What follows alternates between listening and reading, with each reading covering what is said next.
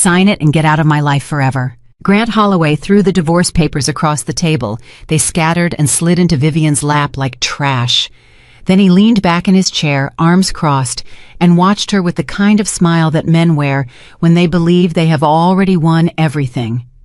When her pen touched the signature line, he actually laughed, turned to his attorney, shook his hand, as if Vivian were not even in the room anymore, as if she had already ceased to exist. What Grant never knew, what he was too arrogant to ever ask, was that the silent woman he just threw away controlled a fortune that could buy his entire company before breakfast. Subscribe now. Drop your city in the comments. Stay until the end. You will not regret it. The law office of Hartwell and Associates occupied the entire 14th floor of a glass tower on Michigan Avenue, and on a Thursday evening in late November, with rain pressing against the tall windows and the city below moving in its usual indifferent rush, two people sat across from each other at a long mahogany table and prepared to end 6 years of marriage with the quiet efficiency of a business meeting. Grant Holloway had arrived first. He always arrived first to everything. It was a habit he wore like a badge, the early man, the prepared man, the man who controlled the room before anyone else walked into it. He had chosen his suit carefully that morning, navy blue, a tie his mother had given him. He looked like a man closing a deal he had already won, because in his mind that was exactly what this was. Vivian arrived 12 minutes later. She wore no jewelry except small pearl earrings that had belonged to her grandmother. Her coat was good quality but not flashy. Her dark hair was pulled back simply. She did not look like a woman who had spent the morning crying, which surprised one of the paralegals who had expected drama. She also did not look like a woman who had spent the morning plotting, though the two senior attorneys in the room would later say she should have. She looked more than anything like a woman who had already made her peace. Grant's attorney, a sharp-faced man named Gerald Farrow, slid the settlement package across the table before Vivian had fully removed her coat. That was deliberate. Gerald had learned long ago that momentum was everything in these rooms. Get the papers moving before the other side can think. $750,000. Temporary use of the North Shore condominium for 18 months.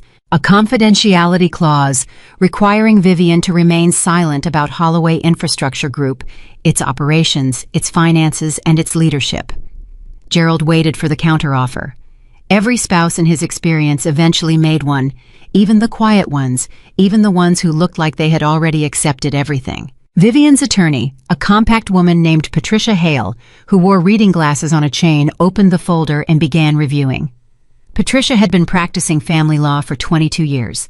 She had seen every variety of settlement document, and she recognized immediately that this one was designed more to protect Holloway Infrastructure's reputation than to treat Vivian fairly.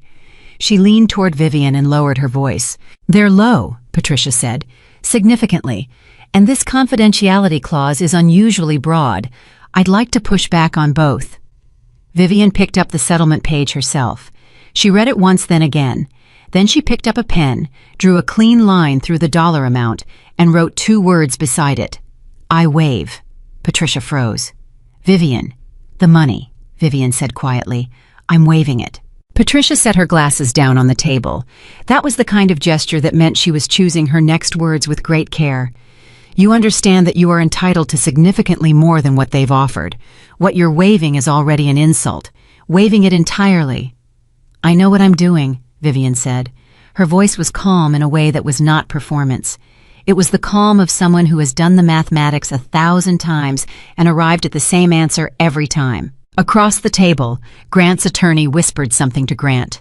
Grant did not bother whispering back. He simply smiled. A small, tight smile that he probably believed was invisible. It was not invisible. Every person in that room saw it. Patricia saw it and understood that Grant Holloway had just made the mistake of believing that Vivian's generosity was weakness. But Patricia also understood something else. She had reviewed Vivian's personal financial documentation before this meeting, a routine step in preparing a settlement negotiation, and what she had found there had surprised her enough that she had read it twice and then called a colleague to make sure she was reading it correctly. Vivian Whitmore Holloway, according to every public record, was a quiet woman who had spent 6 years supporting her husband's career and maintaining a modest personal investment account. According to the private documents Vivian had shared with her attorney under privilege, she was the controlling beneficiary of Whitmore Atlantic Holdings, a privately held investment group with assets that made Grant Holloway's company look like a corner store. Patricia had not asked Vivian directly about the discrepancy. Vivian had simply told her, "Handle the divorce according to my instructions. Nothing more, nothing less." So Patricia sat back quietly and let her client waive $750,000. Grant looked across the table and allowed himself a long, slow breath that was not quite a sigh but was close enough. This was the moment he had been building toward for months. Not just the divorce itself, but this specific moment, the moment when Vivian walked away, quietly took almost nothing, signed the papers, and proved to everyone in his circle that she had never really been a serious force in his life. He would be free, finally, completely free. I thought about the gala that evening. The Hartwell Business Leadership Dinner at the Grand Ballroom of the Palmer House. He was announcing the partnership with Caldwell Capital tonight. $60 million in emergency liquidity delivered by Sabrina Caldwell's firm and guaranteed to stabilize Holloway infrastructure through the next 18 months of expansion. He would walk in as a newly single man with a new partner in business, and as many of his closer associates already suspected in other ways as well. He glanced at his phone under the table. One message, "Sabrina." It read, "I'll be there at 8. Wear the blue tie." He was already wearing it. That was when Vivian looked up from the settlement documents and said something that temporarily dissolved Grant's satisfaction, like water on sugar. "Before I sign, I want to ask you something." Grant looked at her. His attorney tensed slightly. "About the Caldwell agreement," Vivian said. "The financing package you're announcing tonight. Have you read the full appendix, specifically Appendix D, the contingency provisions?" Grant's expression shifted. Not dramatically, just slightly, a tightening around the eyes, a fraction of coolness entering his voice. "That's not your concern anymore." "I know it isn't," Vivian said. "I'm asking anyway, as someone who spent 6 years reading your contracts before you signed them." Grant set both hands flat on the table. It was a gesture his mother had taught him years ago. "Stay calm, look in control, take up space." "Vivian," he said, and his voice had the particular measured patience of a man speaking to someone he has decided is not worth arguing with. "Whatever concerns you have about my business decisions, they stopped being your business the moment we agreed to this divorce. The Caldwell partnership is solid. Sabrina's team has been thorough, and honestly, if I wanted financial advice, you'd ask Sabrina," Vivian said. It wasn't a question. Grant didn't answer it.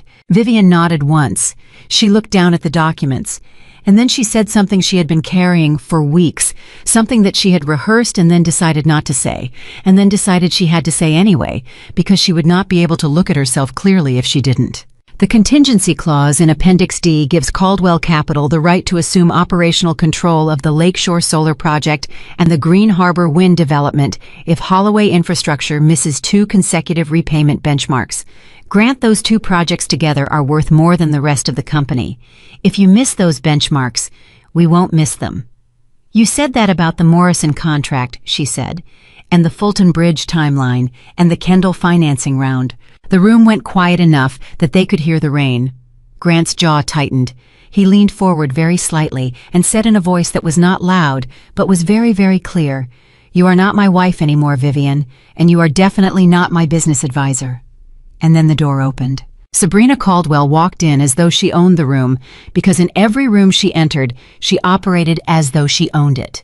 She was wearing a crimson dress that was exactly right for the gala dressy, enough for the occasion, understated enough to be elegant rather than obvious.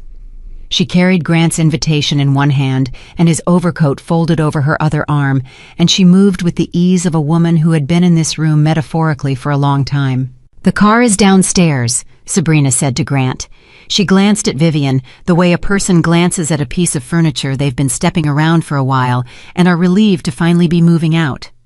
Vivian looked at Sabrina. Sabrina looked back. Neither of them said anything. But in that silence, Vivian understood something she had been half denying for months.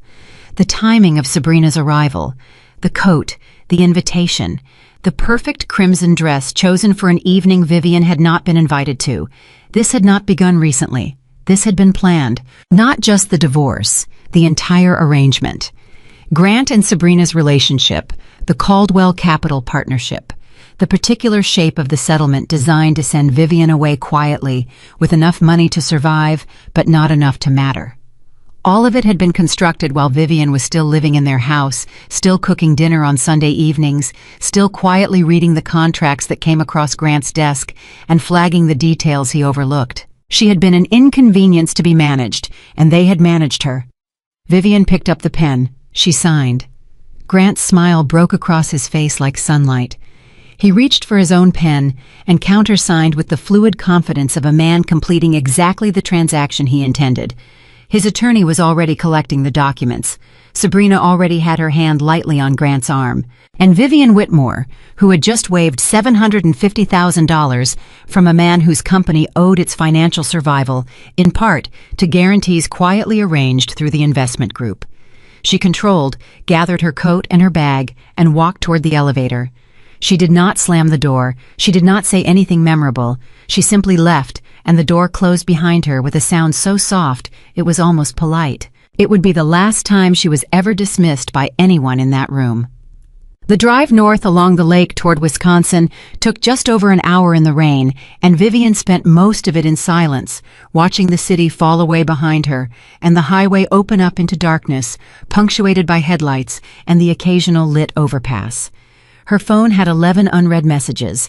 She read none of them. She was not crying. This surprised the driver, a quiet man named Robert, who had worked for the Whitmore family for 9 years, and who had picked Vivian up from enough difficult situations to have developed a sixth sense for the kind of silence that preceded tears. This was not that kind of silence. This was the silence of a woman organizing herself. She was thinking about the Caldwell Agreement. She was thinking about Appendix D. She was thinking about 2 renewable energy developments worth hundreds of millions of dollars and a financing structure designed with the elegance of a trap, something that looked like generosity from the outside and was built on the inside like a funnel leading straight to Sabrina Caldwell's family's balance sheet. She was thinking about Rebecca Sloan in Milwaukee, who had called her 3 weeks ago to quietly say that she was seeing some unusual pressure from the executive level to approve supplier agreement modifications that didn't make sense from an operational standpoint. She was thinking about all of it. And then she arrived at Lake Geneva. The Whitmore estate sat on the western shore of the lake behind a tree line that in summer was so thick the house was invisible from the water. In winter, the trees were bare and you could see the lights from the upper windows if you knew where to look. The house itself was large and old and well-maintained in the particular way of places that have been cared for across generations. Not because anyone was trying to impress anyone, but because the people who lived there understood that some things were worth preserving. Arthur Whitmore was waiting in the study. He was 72 years old, and he looked it, and he had never particularly tried to look otherwise. His hair was white. His hands showed the wear of decades, but his eyes were sharp in a way that made people in boardrooms considerably younger than him sit up slightly straighter without quite knowing why. He looked at Vivian when she came in, and he looked at her the way he always looked at her, as though he was checking the structural integrity of something he cared about deeply. "How did it go?" he asked. "It's done," she said. Arthur nodded slowly. He had known it was coming. He had watched this marriage for 6 years with the quiet concern of a man who had seen enough of the world to recognize when something was being built on ground that wouldn't hold.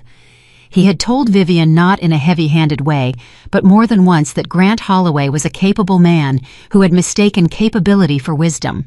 She had not wanted to hear it. He had not pushed. He poured her a glass of water and set it on the desk between them, and then he opened a manila folder and slid it across to her. "I need you to look at something," he said. Vivian sat down and opened the folder. The document inside was a financial analysis prepared that afternoon by the Whitmore Atlantic Internal Advisory Team. It covered Holloway Infrastructure Group current cash position, outstanding obligations, projected cash flow for the next 45 days. She read for several minutes without speaking. Then she turned back to the first page and read again. "They're days away from a payroll crisis," she said. "Yes. The Milwaukee Manufacturing Division, these are real employees, not executives.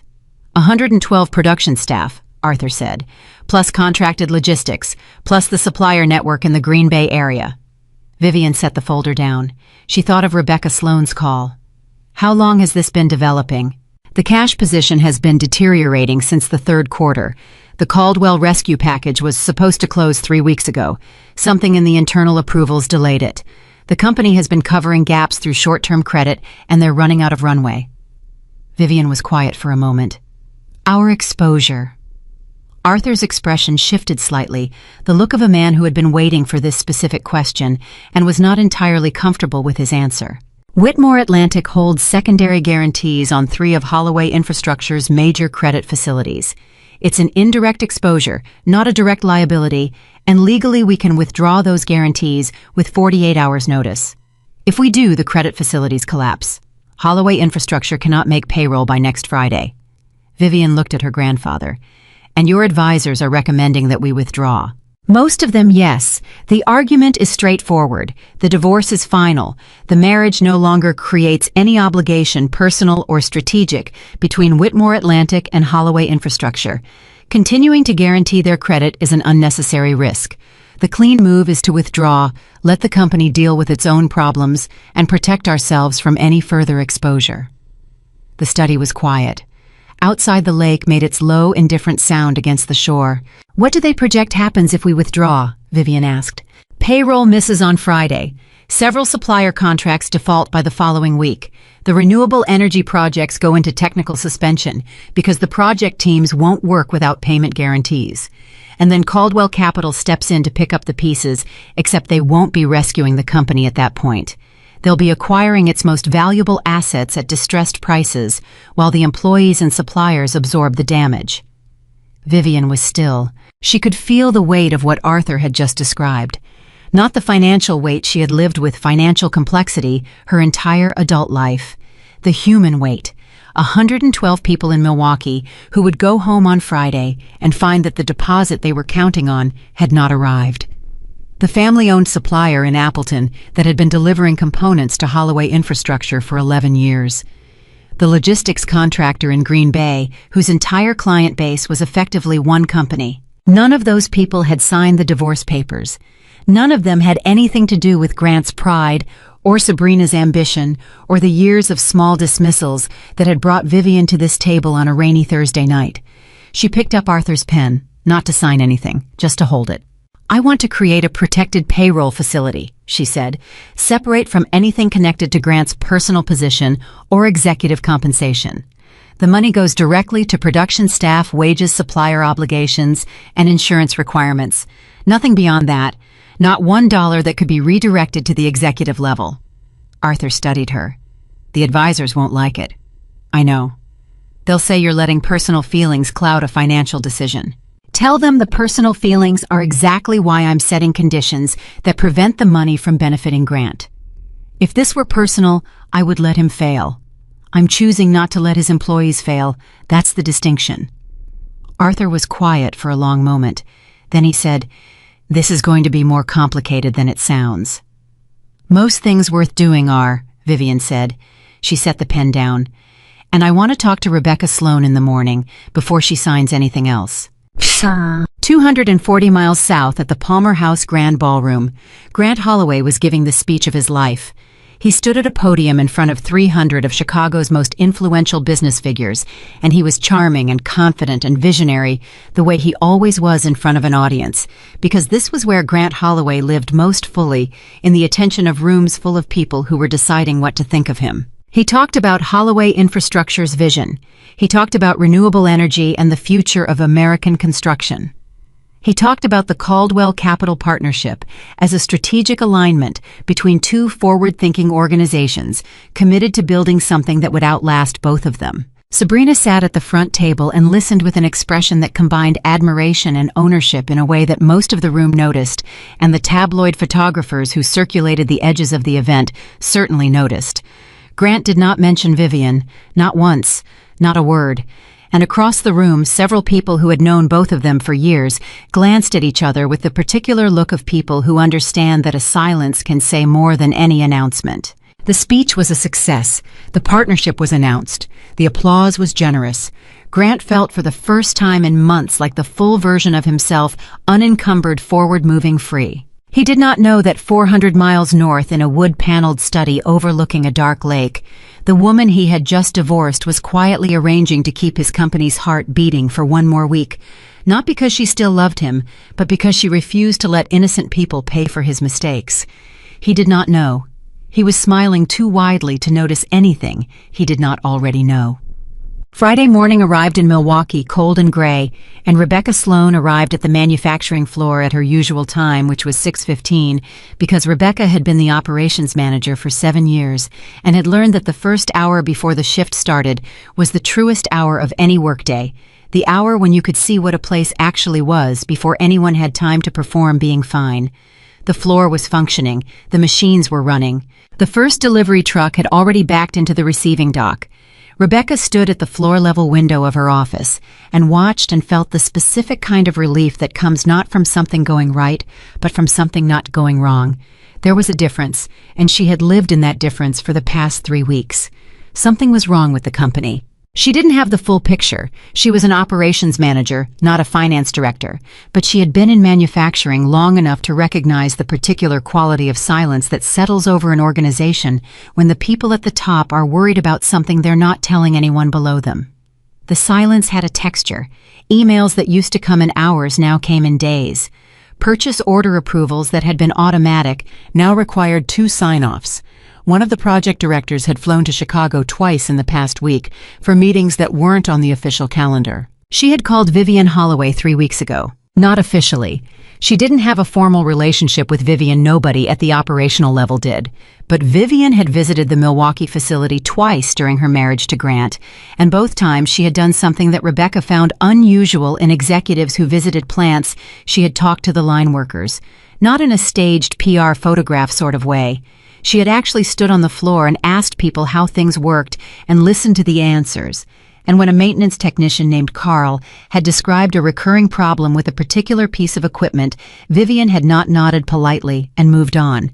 She had said, "What would fix it?" And when Carl explained the solution, she had written it down. 2 weeks later, the equipment had been repaired, with no announcement, no acknowledgement, no follow-up message from anyone in management. The equipment was simply fixed. Rebecca had filed that away. So when she started feeling the texture of worry in the silence around her, she had called Vivian's personal number, a number Vivian had given her the second visit, along with a quietly stated offer that if Rebecca ever had operational concerns, she didn't know where to direct, she could direct them there.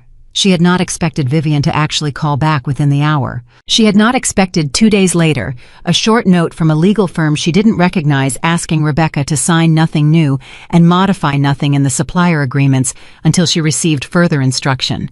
She had not understood until this morning what any of it meant. What it meant was this: the payroll that had landed in every employee's account at midnight was not coming from Holloway Infrastructure's operating account. The banking routing codes were different. The guarantee behind the deposit came from somewhere else, somewhere that Rebecca's accounting team needed 3 calls to trace, and even then couldn't trace completely because it ran through a financial entity in Wisconsin that was not publicly listed anywhere. Rebecca sat down at her desk and picked up her phone and called the number she had for Vivian.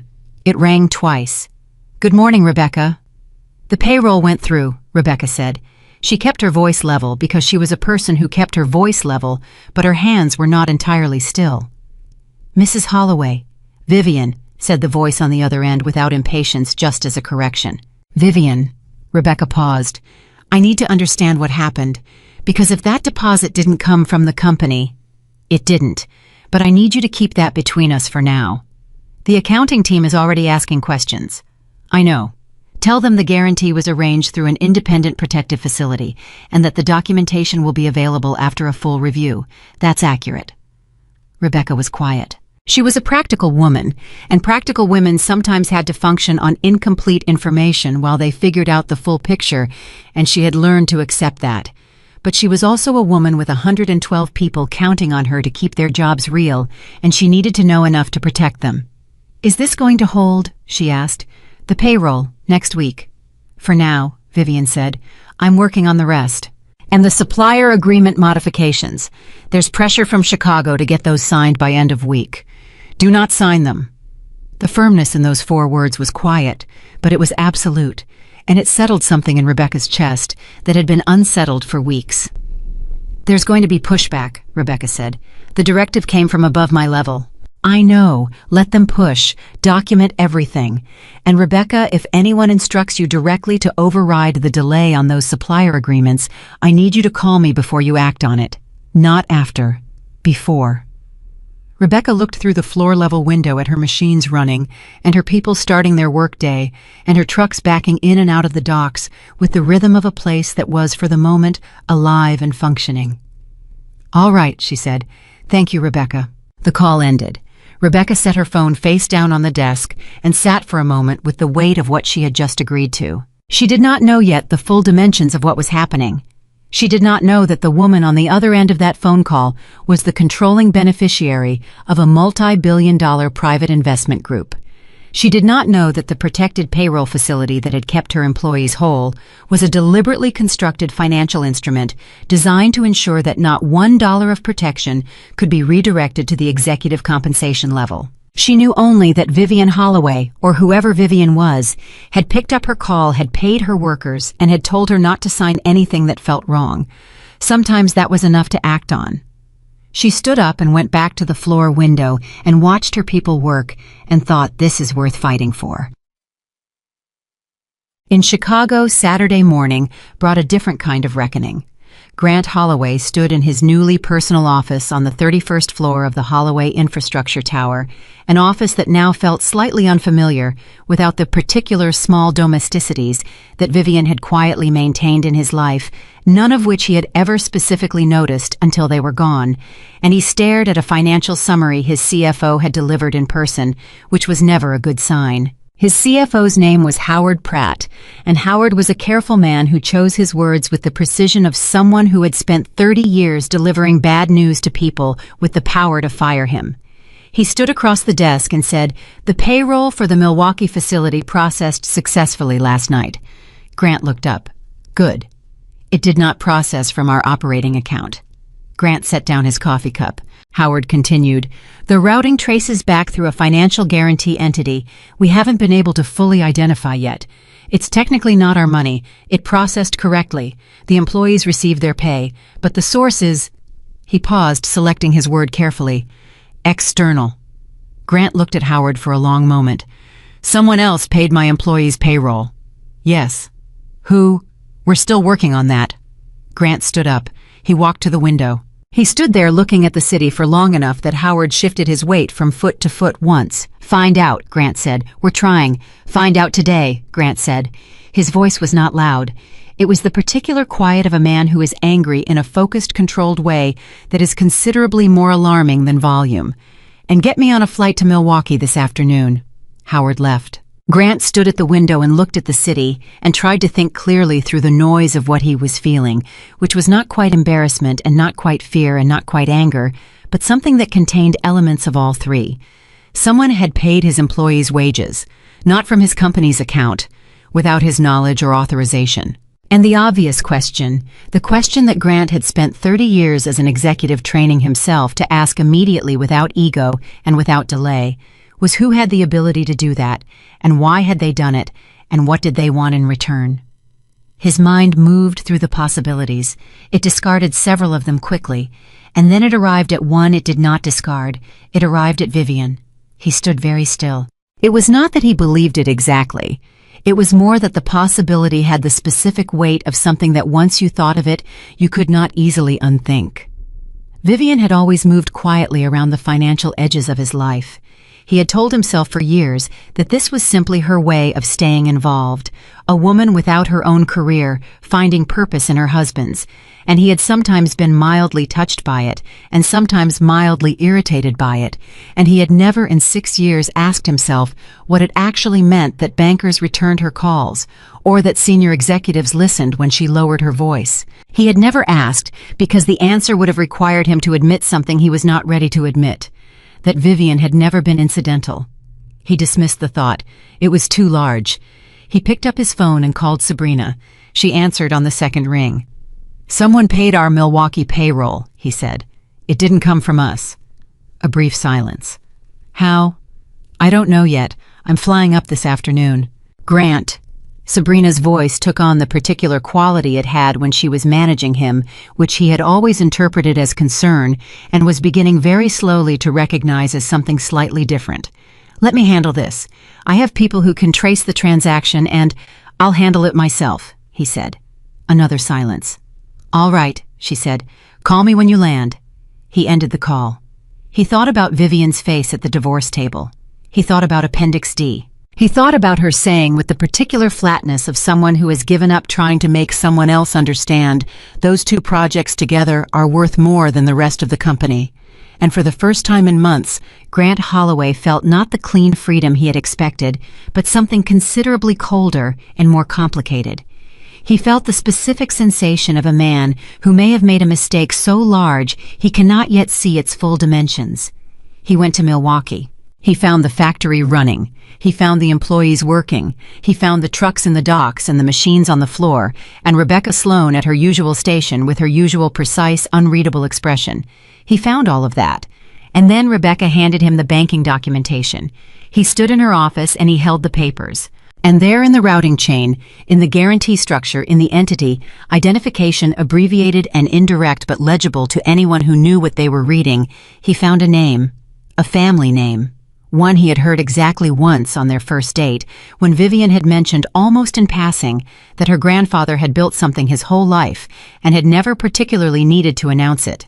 Whitmore. Grant stood in Rebecca Sloan's office in Milwaukee with a piece of paper in his hand and the sound of a working factory around him, and realized he did not know, had never known, had never thought to ask who his wife actually was. The paper shook slightly in his hands. He told himself it was the ventilation system. He did not believe himself. He set the paper down. He walked to the window. He stared at the factory floor. And he thought about the morning he had signed the divorce papers with a smile on his face. He thought about Vivian crossing out the settlement amount and writing 2 words. He thought about her asking about Appendix D. He thought about her walking out of that law office in her simple coat and her pearl earrings and disappearing into the elevator with no argument, no scene, no final word. He thought about all of it. And he felt for the first time the specific cold weight of understanding that the freedom he had been celebrating for 48 hours was built entirely on a foundation he had never built himself, supported by a person he had spent 6 years not seeing. Outside, the machines kept running, the people kept working, the trucks kept moving, all of it kept moving because of the woman he had smiled at while she signed her name and set him free. Grant Holloway stood very still. And somewhere near Lake Geneva, Wisconsin, Vivian Whitmore opened her laptop and began the first real day of the rest of her life. Monday morning hit Grant Holloway like a wall, not metaphorically, literally. He walked into his office at 7:45, suit-pressed, coffee in hand, still carrying the residual satisfaction of the weekend, the gala, the applause, the announcement. Sabrina's hand on his arm as they left the Palmer house, and Howard Pratt was already standing at his desk with a folder and an expression that no CFO should be wearing at 7:45 on a Monday. "How bad?" Grant asked. Howard opened the folder. Grant read for 40 seconds without speaking. "This can't be right," he said. "It's right," Howard said. The invoices were real, 11 of them totaling just under $4 million, all overdue by 30 to 60 days, from contractors and suppliers who had been patient long enough and were now using words like suspension and termination of service in their correspondence. The short-term credit line that had been quietly covering operating gaps since the third quarter had reached its ceiling. 2 lenders had called Howard's cell over the weekend, not his office line, his cell, which meant they were past the polite stage. Grant set the folder down. He thought about the gala. He thought about standing at that podium and telling 300 people about the future he was building. "When does the Caldwell money close?" he asked. "End of this week if the final approval goes through." "If," Howard shifted his weight. "There are some internal sign-off requirements on their end that Sabrina's team hasn't fully resolved. She said Friday at the latest."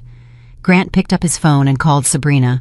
She answered immediately, which she always did, and her voice had the particular warmth that she applied to Grant, like a coat in cold weather, enveloping and comfortable, and specifically calibrated to make him feel held. "The invoices," he said. "We have 11 contractors threatening to walk. I need the Caldwell money this week." "I know," Sabrina said. "I'm working on it. 2 more internal approvals on our side and it releases." "How long?" "Wednesday at the absolute latest. Maybe sooner." "Wednesday is not good enough for the Milwaukee suppliers, Sabrina." "Grant." Her voice shifted, not dramatically, just a half step, the kind of adjustment that was so smooth, most people never noticed it. "I need you to trust me. I have been managing this timeline carefully. The money is coming. What I need from you is to make sure your side is ready to sign when we're ready to release. My side has been ready for 3 weeks. Then we're almost there, she said, warm again, certain again, the voice of someone standing on solid ground extending a hand to someone who isn't. Let me handle the approvals. You focus on keeping the operation steady. He ended the call. He sat back in his chair and stared at the ceiling and tried to locate the specific feeling of confidence he had possessed at the podium Friday night. It was harder to find than he expected. He called Howard back in. The Milwaukee payroll situation, Grant said. Have you figured out the source yet? We've traced it further, Howard said carefully. The guarantee originates from a private financial entity based in Wisconsin. The entity is called Whitmore Capital Advisors, LLC. It's a subsidiary of a larger holding group. We're still working on identifying the parent. Grant went very still. Whitmore, he said. Yes. As in Whitmore Atlantic Holdings. Howard blinked. You know it. Grant did not answer immediately. He was moving through something internally, something that required space, and Howard had enough experience with him to wait. Whitmore Atlantic Holdings. He had heard that name exactly twice in 6 years. Once in passing when Vivian mentioned that her grandfather had spent his life building something he never needed to advertise. And once more recently when a banker at an industry dinner had said the name in a tone of voice people reserved for things they genuinely respected. Not the admiration people perform for powerful people in the room, but the quieter, more real kind that surfaces when the powerful person isn't there to hear it. He had not followed up. He had not asked Vivian. He had assumed. He had assumed that whatever her family had built was modest. Comfortable, certainly. Respectable, probably. But modest. Because Vivian was modest. Because Vivian lived modestly. Because Vivian had never once in 6 years used money to make a point or status to enter a room or access to make something easier. And Grant had interpreted all of that as simplicity. He understood now, sitting in his office on Monday morning with $4 million in overdue invoices and a CFO waiting for direction, that he had made an enormous error of interpretation. Simplicity was a choice. Vivian had been making it every single day. Get me everything available on Whitmore Atlantic Holdings, Grant said. Public records, any press mentions anything. Today. Howard left. Grant sat alone. Outside his window. Chicago moved in its usual indifferent Monday rhythm, and Grant Holloway sat very still inside it. And for the first time in months, he felt not free, but exposed, standing in a room without walls, realizing too late that the walls had been there all along, and that he had been the one who insisted on removing them. By noon, Howard had returned with what the research team had assembled, and Grant read it at his desk with his door closed and his calls going to voicemail. Whitmore Atlantic Holdings, private, headquartered in Milwaukee, founded by Arthur Whitmore over 4 decades ago. Current estimated asset base, the research team had pulled 3 separate analyst estimates and averaged them somewhere between $8 and $12 billion in diversified holdings, including real estate infrastructure, financing, energy development, and private equity. $8 to $12 billion. Grant read that number 3 times. Then he read the controlling beneficiary structure.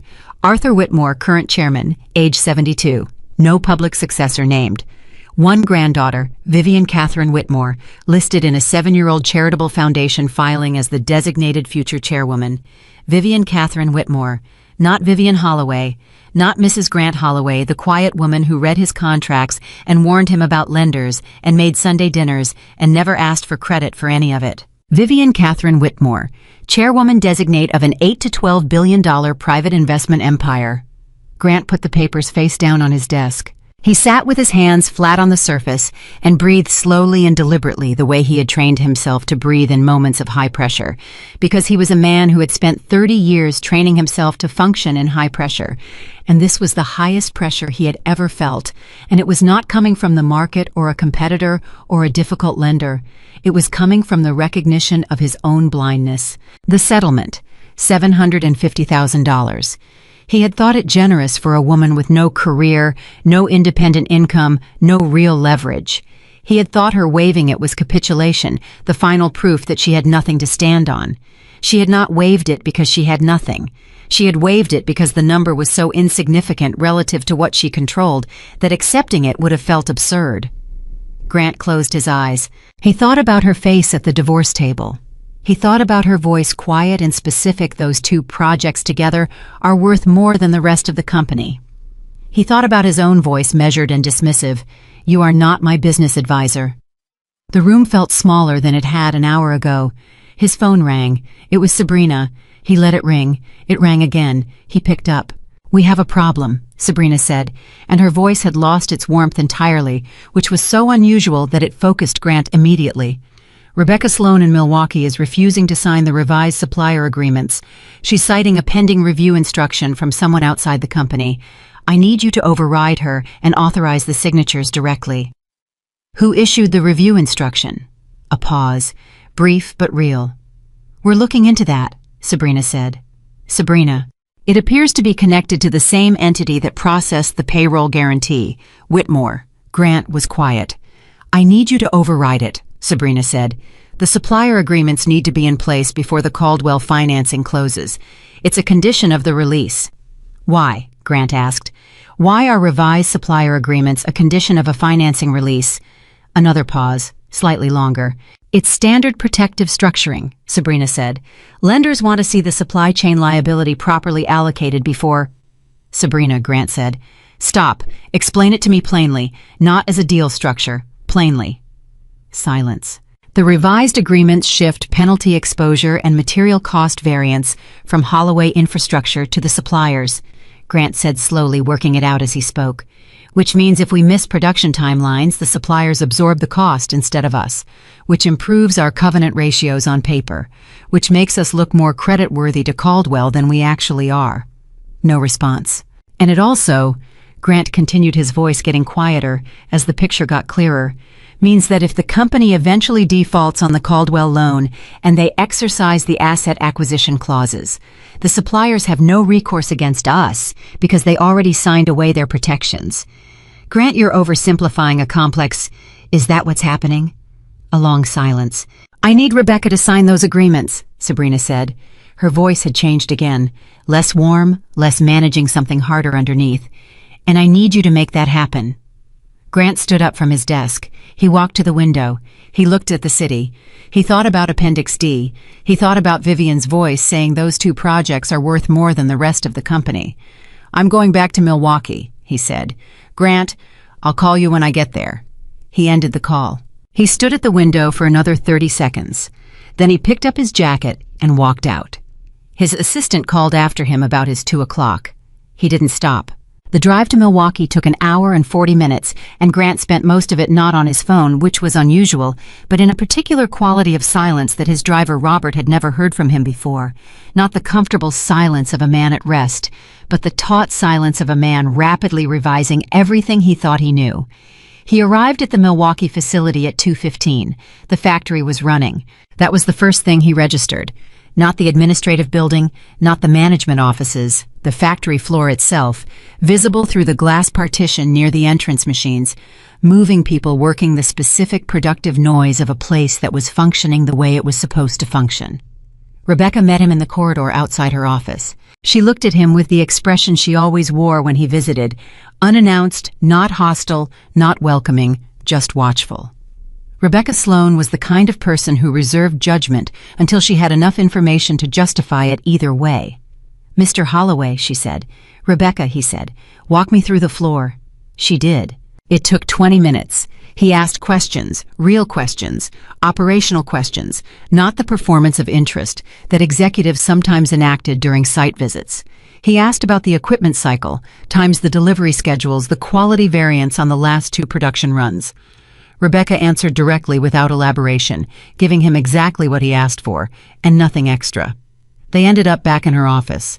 Grant sat across from her desk, an unusual reversal that he registered but didn't comment on, and said, "The payroll guarantee, I need to understand it." Rebecca slid a folder across the desk. Not the full banking documentation, just the summary page, the routing overview, the entity identification. Whitmore Capital Advisors, LLC, subsidiary of Whitmore Atlantic Holdings. Grant looked at it for a long moment. "Did you know?" he asked. "Know what specifically? About Vivian?" Rebecca was quiet for exactly 1 beat. "I knew she was someone who paid attention," she said, "and someone who, when she said she would do something, did it." Grant set the paper down. He looked out through the partition at the factory floor. One of the line workers, an older man, heavy-set, wearing safety glasses pushed up on his forehead, caught Grant's eye through the glass and gave a short nod, the kind of nod workers give to ownership when they're acknowledging that they see you and they'll keep working regardless. Grant nodded back. "She saved the Appleton supplier 2 years ago," Rebecca said without preamble. Grant looked at her. "During the Morrison contract delay, when we were 45 days late on payments, the Appleton supplier, Hartfield Components, they were 4 weeks from closure, 14 employees, family business, third generation." Rebecca folded her hands on the desk. "Someone negotiated a bridge arrangement that kept them solvent through the delay. The arrangement was structured so it didn't appear in our official vendor correspondence. No announcement, no credit taken. The payments normalized when our cash position recovered." Grant was very still. "That was Vivian," he said. "The contact at the arranging bank confirmed it to me about 3 weeks ago," Rebecca said. "I called them when I started seeing the same pressure patterns this quarter. They were surprised I didn't know." Grant absorbed this. "There's more," Rebecca said. And then, with the matter-of-fact delivery of someone who has assembled a list and intends to read it fully, the Kenosha insurance adjustment in year 3, the lender extension on the Green Harbor financing, the compliance review that flagged the Denton subcontractor before we signed a contract that would have created a significant liability, the cost variance negotiation with the Portland materials supplier. She paused. Grant said nothing. "Every time," Rebecca said, "the intervention came quietly. No announcement, no follow-up. The problem was simply resolved." She looked at him steadily. "I used to assume it was your doing and you just didn't advertise it. Then 3 weeks ago, when I started looking more carefully, I understood it wasn't." The factory noise continued outside the glass. Grant sat in his chair and felt the specific nauseating experience of watching a version of his own history dissolve and be replaced by an accurate one. Every success he had attributed to his own instinct or preparation or timing, some portion of which had actually been Vivian moving quietly in the background, fixing the things he had broken or failed to notice, protecting the operation he believed he had built alone. He had not built it alone. He had built the visible parts. She had maintained the foundations. He had not known. He had not asked. He had not thought to ask.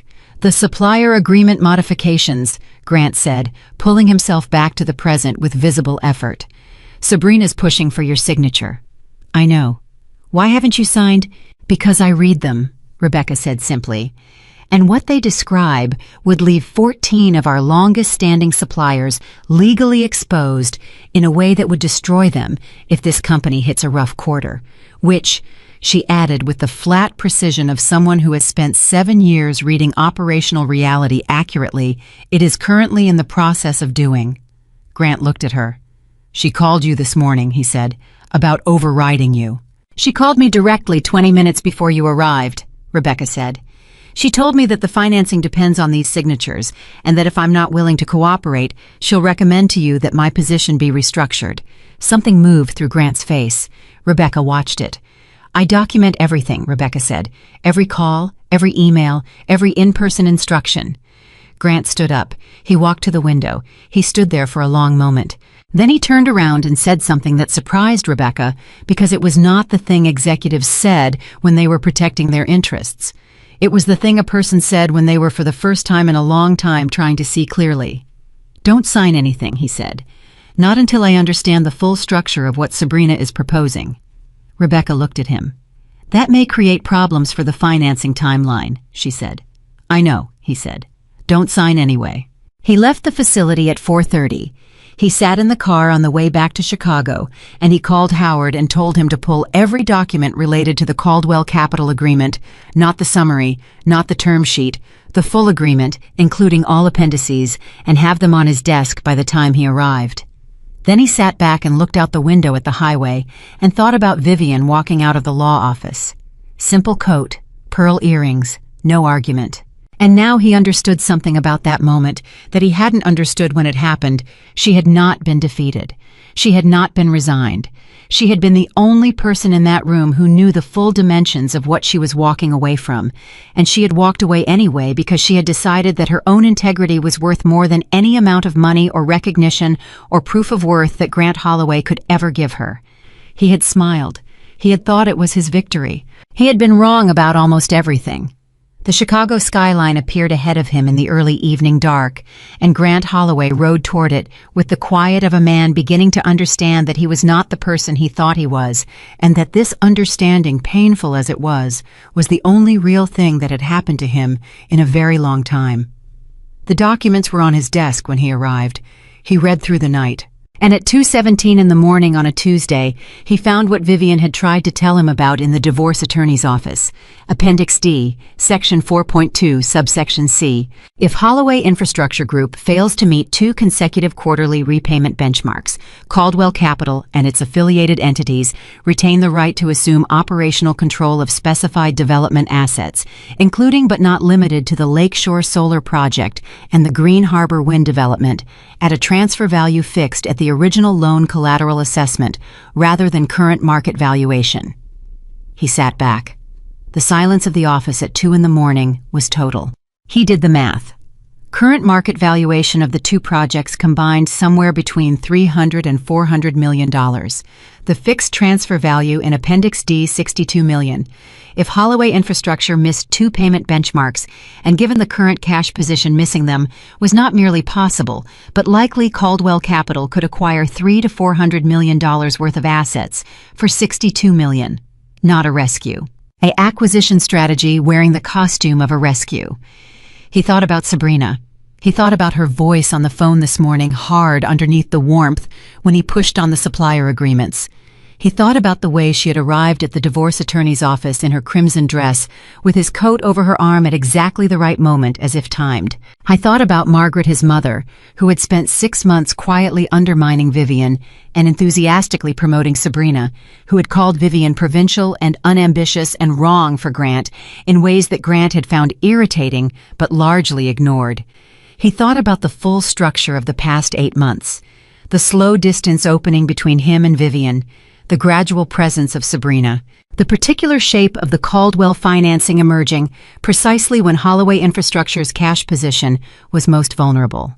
He thought about all of it, and then he did something he had not done in 6 years. He picked up his phone and he called Vivian. It rang 4 times. He expected voicemail. He had earned voicemail. She picked up. "Grant," she said. Not a question. Just his name spoken with the specific neutrality of a woman who has already processed the surprise of hearing from someone and is choosing how to proceed. "I read Appendix D," he said. Silence. "The transfer value," he said. $62 million for assets worth $400. Sabrina needs us to miss the benchmarks. Still silence. "She doesn't want to save the company," Grant said. "She needs the company to fail in a specific way so she can take the best parts of it cheaply." "Yes," Vivian said. One word. Not "I told you so." Not "I warned you." Just confirmation delivered without heat. Grant closed his eyes. "How long have you known?" he asked. "I saw the structure in the summary documents the night of the divorce," she said. "You didn't give me time to explain it." He remembered. "You're not my business advisor." The words sat in his chest like something cold. "How many times, Vivian?" he said. His voice was different from anything she had heard from him in years. Not the executive voice, not the husband voice, not the managed voice. Something raw underneath. "How many times did you fix something without me knowing?" A pause. "More times than you ever let me explain," she said. The office was very still. "The Appleton supplier," he said. 2 years ago." "Yes." "The lender extension on Green Harbor." "Yes." "What else?" She was quiet for a moment. Then, "Grant, this isn't a conversation that helps either of us right now. I need to understand what I—" He stopped, restarted. "I need to understand what I threw away." "You need to understand what Sabrina is doing to your company," Vivian said. "Those are 2 different conversations. One of them matters to you right now." He exhaled. "Don't sign anything," she said. "Not with Sabrina, not with Caldwell Capital, not until an independent review has looked at the full agreement structure and identified every affiliated entity connected to the transfer provisions." Rebecca said the same thing. "Rebecca is a smart woman." "I almost fired her," Grant said. "A beat." "I know," Vivian said. "Sabrina recommended it." "I know that too." Grant stood up from his desk, walked to the window. The city was quiet at this hour, the particular quiet of 3 in the morning when even a city this size pulls back into itself and breathes slowly. "Is there a way out of this?" he asked. "There's a way to protect the people who don't deserve to be hurt by it," Vivian said. "The employees, the suppliers, the project teams, that's what I'm working on." "And me?" Grant asked. The question was not strategic.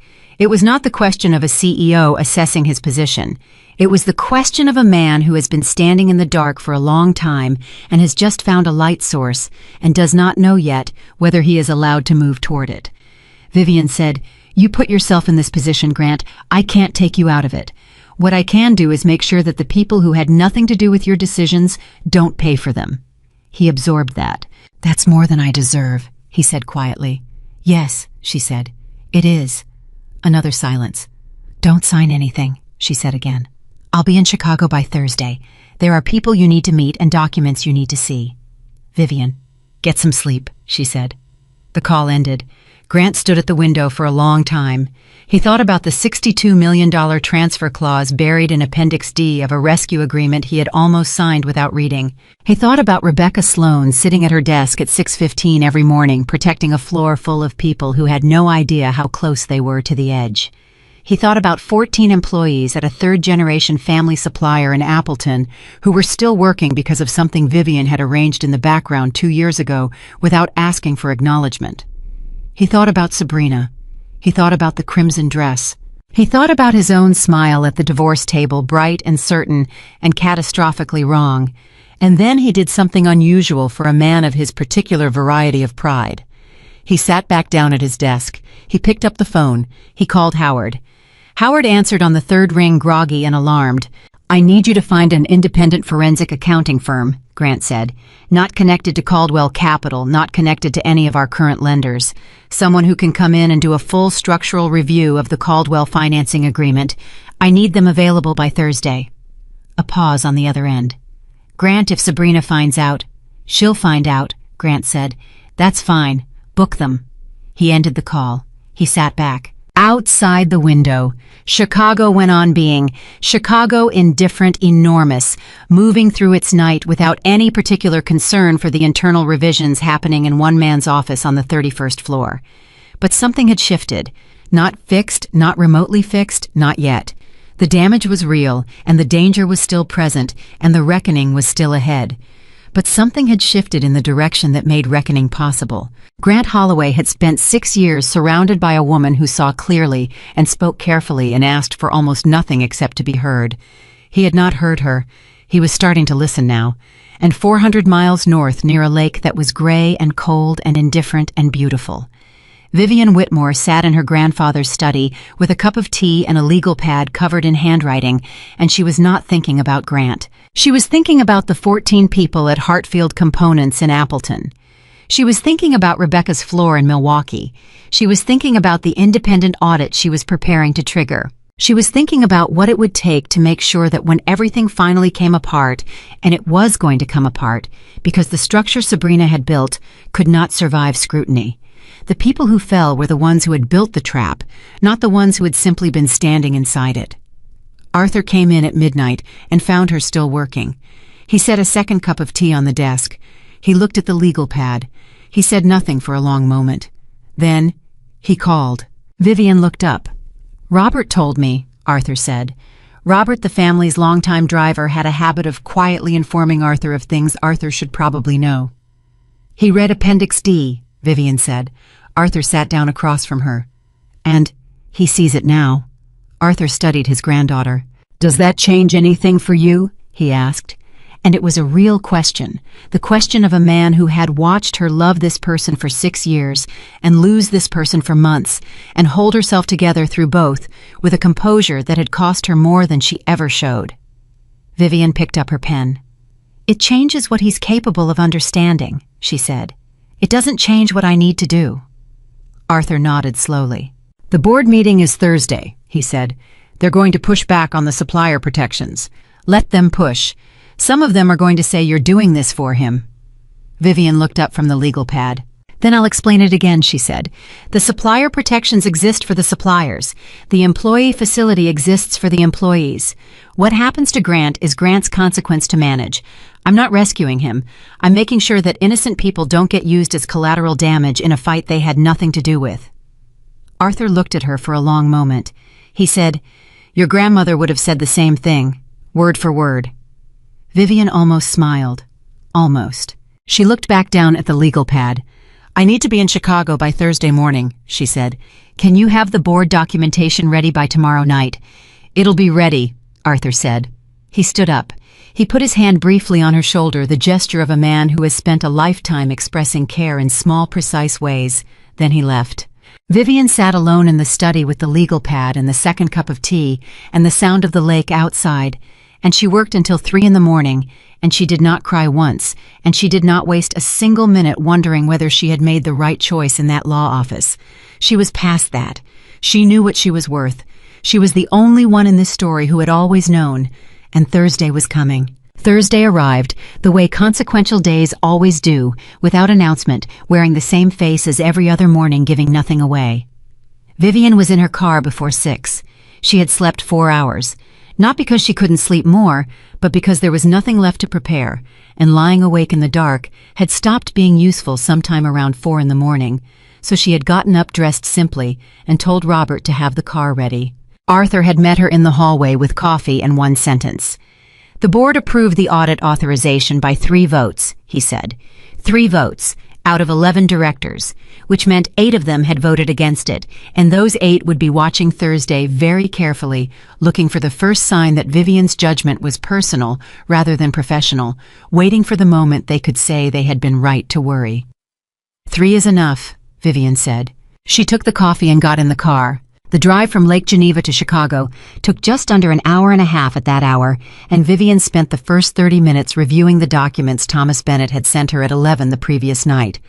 Thomas was a compliance officer she had worked with twice through Whitmore Atlantic, a careful, methodical man who approached financial irregularity with the focused patience of someone who understood that the truth was always in the paperwork if you were willing to read enough of it. What he had found in his initial review of the Caldwell Capital Agreement structure was not surprising to Vivian, but it was specific enough and documented well enough to be devastating. The affiliated holding company that would receive Holloway Infrastructure's solar and wind development assets under the Appendix D provisions was called Clearfield Energy Partners, LLC. It was registered in Delaware. Its principal office address was a law firm in Wilmington. Its ownership structure ran through 3 intermediate entities before arriving at its controlling interest. That controlling interest belonged to the Caldwell Family Trust, Sabrina's family. Thomas had mapped it in a single diagram that took up 1 page and told the entire story more clearly than any amount of written explanation could. Caldwell Capital lends $60 million to Holloway Infrastructure. Holloway Infrastructure, under pressure and with a deteriorating cash position, misses 2 repayment benchmarks. Appendix D triggers. Clearfield Energy Partners, LLC, owned through layers by the same family as Caldwell Capital, acquires $300 to $400 million in renewable energy assets for $62 million. The family that lent the money recovers its assets and gains $300 million in real value on top of them. It was not complicated. It was elegant in the way that dishonest structures sometimes are built to look like generosity, structured like a trap, depending entirely on the target, not reading far enough into the documentation to find the mechanism. Vivian had read far enough. She always read far enough. She put the documents in her bag and watched Chicago approach through the car window and thought about the 11 board members who had just voted 8-3 against her, and she thought about what the next 12 hours needed to accomplish, and she felt something that was not quite calm and not quite fear, but lived in the narrow space between them, the feeling of someone about to do something that cannot be undone, and knowing it and doing it anyway. They reached Chicago at 7:40. She had 2 stops before the Holloway Infrastructure Building. The first was Thomas Bennett's office in the financial district, where she spent 45 minutes reviewing his full documentation and signing the authorization for him to present it as part of an independent compliance review. Thomas was precise and thorough, and he asked her twice whether she was certain about the timing, and twice she said yes, and he nodded and printed the final page and handed it to her without further comment. He was the kind of man who, once he understood what the right thing was, did not need extensive persuasion to do it. The second stop was Rebecca Sloan, who had driven down from Milwaukee at 5 that morning and was waiting in a coffee shop 2 blocks from the Holloway Tower with a folder of her own, every email, every call log, every instruction she had received and documented over the past 3 weeks, including the call from Sabrina the previous Monday morning, telling her that her position would be restructured if she did not cooperate. Rebecca slid the folder across the table. Vivian opened it. She read for 10 minutes without speaking. Rebecca drank her coffee and waited with the patience of a woman who had spent 7 years managing a factory floor and understood that some processes could not be rushed. "This is everything?" Vivian asked. "Everything from my end," Rebecca said. "There may be more from the project director's side. He's been receiving similar pressure on the Green Harbor documentation." "Can he be in the building by 11 time?" "He's already in Chicago," Rebecca said. "He drove down last night." Vivian looked up. "He figured out what was happening about 2 weeks ago," Rebecca said. "He's been waiting for someone to give him a reason to say it out loud." Vivian closed the folder. She looked at Rebecca, really looked at her, the way Vivian looked at people when she was seeing them fully, not just their usefulness to a situation, and said, "I want you to know something. Whatever happens today, and however it resolves what you did over the past 3 weeks, protecting those supplier agreements, documenting every instruction, calling me when you did, that was not a small thing. You could have signed what they asked you to sign and protected your own position." Rebecca set her cup down. "My position isn't worth more than 14 families in Appleton," she said. Vivian nodded once. They left the coffee shop at 8:50. The Holloway Infrastructure Tower lobby was already busy when they arrived. Rebecca and the project director, a compact, serious man named Daniel Marsh, who carried his folder like a person carrying evidence, which he went through security ahead of Vivian. Thomas Bennett arrived from the parking structure at 9:05. Vivian checked the time. The Caldwell signing was scheduled for noon. She had 2 hours and 55 minutes. She found Howard Pratt in the elevator bank. He saw her and went still for a moment, the involuntary stillness of someone who is surprised by a situation they were not prepared for, followed immediately by the recalibration of a professional deciding how to respond. "Mrs. Holloway," he said. Force of habit. "Howard," she said. "Is Grant in the building?" "He's been here since 7, Howard said. He looked at Thomas, at Rebecca, at Daniel Marsh. He looked back at Vivian. Something shifted in his face, not alarm exactly, but the recognition of a man who has spent 30 years reading rooms and understands that this room has just changed. He's in the 31st floor conference room with his restructuring council. "Is Sabrina here yet?" "She arrives at 11:30. "Good," Vivian said.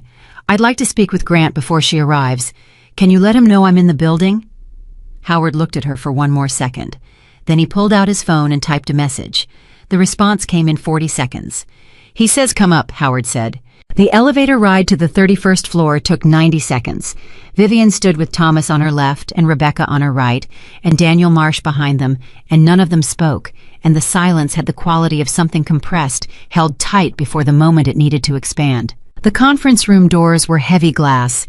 Grant was standing on the far side of them, not sitting, which told Vivian something about his state of mind. Grant sat when he was in control of a situation and stood when he wasn't. His restructuring counsel, a senior attorney named Paul Weston, who Vivian recognized from 2 industry events, was at the table with his own documents spread in front of him. 2 other people she didn't recognize, presumably from Paul's firm, sat farther down the table. Grant saw her through the glass before the door opened. He watched her come in. He watched Thomas Bennett and Rebecca Sloan and Daniel Marsh come in behind her, and his expression did something complicated, something that moved through surprise, and then something that might have been relief, and then settled into a focused, purposeful quiet that Vivian had not seen on his face in a long time. It was the face of a man who has been waiting for the thing he needed to arrive, and it has arrived, and now he can begin. "You came," he said. "I said Thursday," she said. He almost smiled. It was different from the smile at the divorce table, smaller, uncertain at the edges, the smile of someone who is no longer performing confidence, but actually reaching for it. "This is Thomas Bennett," Vivian said. "Independent compliance review with authorization from Whitmore Atlantic's board. This is Rebecca Sloan, Operations Manager, Milwaukee, and Daniel Marsh, Green Harbor Project Director." Grant looked at Thomas. You mapped the Clearfield connection, Grant said. I did, Thomas said. Grant looked at Paul Weston. Paul was already standing. Show me, Grant said. Thomas opened his folder and laid the ownership diagram on the table. The room leaned in. Paul Weston put on his reading glasses. One of his associates picked up a corner of the document and examined it, then set it back down with the careful movement of someone handling something they understand to be significant. The room was quiet for 40 seconds. Paul Weston said, "When did you prepare this?" "The initial mapping was completed Tuesday evening," Thomas said. "I completed the verification of the intermediate entities yesterday." "And you're certain of the controlling interest?" "The Caldwell Family Trust holds 61% of Clearfield Energy Partners through 2 Delaware holding companies and 1 Nevada LLC. The documentation trail is unambiguous." Paul Weston took off his glasses. He looked at Grant. Grant was looking at the diagram. He had already seen the Appendix D provisions. He had done the math at 2 a.m. in his own office. But seeing the Clearfield ownership structure mapped out, fully seeing his company's $340 million in renewable energy assets, connected by a chain of incorporated entities to the family of the woman sitting in his conference room at 11:30 to save him. Seeing all of it made the thing real in a way that 2 a.m. math could not fully achieve. "She built the trap before she offered to rescue me," Grant said. It was not a question. "The Clearfield entity was incorporated 14 months ago," Thomas said. "The Caldwell Capital approach to Holloway infrastructure began 8 months ago." Grant looked up. 6 months before the divorce. "Yes." The air in the room changed. Rebecca was watching Grant's face. She had spent 7 years reading people under pressure, and what she saw on Grant Holloway's face in that moment was not what she expected. She had expected the defensive recalibration that powerful people perform when reality contradicts their preferred narrative. The slight pulling back, the search for an alternate explanation, the instinct to protect the story rather than the truth. She did not see that. She saw a man standing in the rubble of his own assumptions, with his hands open and his face completely undefended, and she thought, this is what it looks like when someone actually understands what they did. "The supplier agreements," Grant said. He turned to Rebecca. "If you had signed them, the suppliers would have absorbed cost exposure they couldn't survive," Rebecca said. "When the company defaulted on the Caldwell benchmarks, they'd have had no legal recourse. They'd simply go under. 14 businesses, approximately 260 employees across the supply chain." Grant was very still. "And the defaults were designed to happen," he said. Not a question, a statement quietly delivered. "The repayment benchmarks in the Caldwell agreement are structured at a level your current cash position cannot realistically meet," Thomas said. "Based on your current trajectory, you would miss the first benchmark at the end of Q1 and the second within 60 days of that." "She knew our cash position," Grant said. "She had access to it," Paul Weston said carefully. "The due diligence process for the financing agreement would have provided detailed financial disclosure." Grant turned and walked to the window. He stood there for a moment. Then he said quietly to no one in particular, 6 months. She spent 6 months in my life working toward this." No one responded. There was nothing to add. He turned back. He looked at Vivian. And then he said something that surprised everyone in the room, including Vivian, because it was not the thing a man of his particular variety of pride would be expected to say.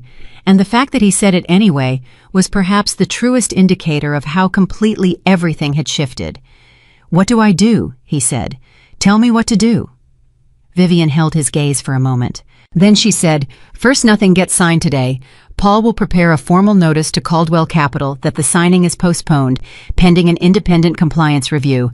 Thomas will file the review documentation with the Banking Compliance Authority this morning. That creates a regulatory hold on the transaction." Paul Weston was already writing. "Second," Vivian continued, "Rebecca and Daniel provide their documentation to Paul's team as supporting evidence of directed pressure on company employees. That establishes the Structures Board needs to be informed of the Clearfield ownership structure before Sabrina arrives. Not by me, by you. If this comes from you, it's a CEO protecting his company. If it appears to come from me, Sabrina will reframe it as the ex-wife interfering." Grant looked at the clock on the wall. 10:47.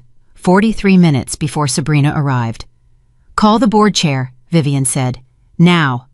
Grant picked up his phone. He called. The board chair, a 68-year-old man named Franklin Oates, who had been a director of Holloway Infrastructure for 11 years and who had the temperament of a judge and the patience of someone who had lived through several corporate crises without losing his hair, answered on the second ring. Grant spoke for 4 minutes. Howe was direct. He did not soften. He did not qualify. He did not protect his own image at the expense of accuracy. He said, "We have documentation indicating that the Caldwell Capital Rescue financing was structured to fail in a specific way, that the asset transfer provisions benefit an entity connected to the Caldwell family, and that employees have been pressured to sign agreements designed to remove supplier protections before the default occurs."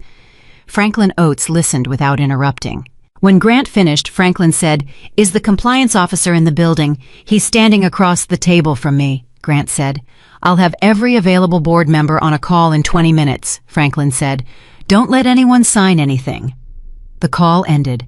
Grant set the phone down. He looked at Vivian. She was already looking at him. For a moment, in that room full of attorneys and documentation and the weight of everything that had gone wrong and was now being carefully unmade, they looked at each other the way two people look at each other when the performance has dropped and only the real thing remains. Then Grant said quietly, "The payroll. Milwaukee. How long have you been?" "Since the night of the divorce," Vivian said. He closed his eyes briefly. "Why?" he said. And it was a genuine question, not rhetorical, not accusatory, just a man asking why someone he had dismissed and deceived and walked away from, with a smile on his face, had spent the past week quietly keeping his employees whole. Vivian said, "Because they didn't sign anything. They just showed up to work." Grant opened his eyes. He looked at her for a long moment. Then he looked down. He said nothing more. Paul Weston cleared his throat gently. "We should prepare the postponement notice," he said. "We have 38 minutes. The room reorganized itself around the work. Thomas and Paul's associates began cross-referencing the Clearfield documentation with the agreement provisions. Rebecca reviewed the supplier pressure timeline with one of the attorneys. Daniel Marsh walked another attorney through the Green Harbor directive sequence. At 11:15, Franklin Oates convened a compressed board call. Grant presented the Clearfield structure. Thomas provided the documentation summary. 3 board members asked questions. One asked whether Vivian's involvement created a conflict of interest. Grant said no. He said it in the particular way of a man who has decided to stop hedging. The board authorized the postponement notice at 11:22. Paul Weston sent it to Caldwell Capital's legal team at 11:29. At 11:31, Sabrina Caldwell stepped out of the elevator. She was in charcoal today, not crimson. Professional and composed the way she always was, carrying a document portfolio and moving through the lobby with the ease of someone who expected to close something in the next 30 minutes. She walked toward the conference room. She opened the door. She saw Grant. She saw Thomas Bennett. She saw Rebecca Sloan. She saw Daniel Marsh. And she saw Vivian. Something moved across Sabrina's face. Not panic. She was too controlled for panic. It was the particular recalibration of someone who has just entered a room expecting one situation and found a different one and is running at high speed through the implications. She set her portfolio on the table. She looked at Grant. "We're scheduled to execute the final agreement today," she said. Her voice was perfect, measured, professional, not a single note of alarm. "The signing is postponed," Grant said. "On what basis?" Paul Weston slid the postponement notice across the table. Sabrina picked it up. She read it. Her jaw tightened by approximately 2 millimeters. "An independent compliance review is not a legally sufficient basis for postponing a contracted signing," she said. "A compliance filing with the Banking Regulatory Authority is," Thomas said. Sabrina looked at Thomas. Something shifted in her eyes when she recognized him, a very brief, very controlled flash of something that was not quite fear and was not quite anger, but lived between them. "Mr. Bennett," she said, "you're outside your jurisdiction here. The filing is within the authority of an independent banking compliance officer working under Whitmore Atlantic's board authorization," Thomas said. "The jurisdiction question has already been reviewed." Sabrina set the postponement notice back on the table. She looked at Grant. "We had an agreement," she said, and now the warmth was entirely gone, not replaced by hostility, replaced by something colder and more revealing. The voice of someone who had invested considerable effort in a strategy, and was watching it encounter an obstacle they had not planned for. "We had a proposal," Grant said. "I haven't signed it. The company needs this financing to survive." "The company needs financing that isn't designed to transfer its best assets to a company your family controls," Grant said. "Those are different things." For 3 seconds, no one in the room moved. Sabrina's gaze moved quickly precisely to Vivian. "You did this," Sabrina said. Not a question. An accusation delivered with the particular cold clarity of someone assigning blame in the specific way that is designed to stick. Vivian said, "I asked an independent compliance officer to review the agreement structure. I asked 2 of your company's employees to document the pressure they received. I asked the board to authorize a protective audit. Everything I did is on the record. You interfered in a private financing agreement between consenting parties. I prevented a fraudulent asset transfer," Vivian said. "The distinction matters." Sabrina turned back to Grant, and now her voice changed again, this time into something different from anything Grant had heard from her before. Not the warmth, not the professional precision, not the cold executive voice.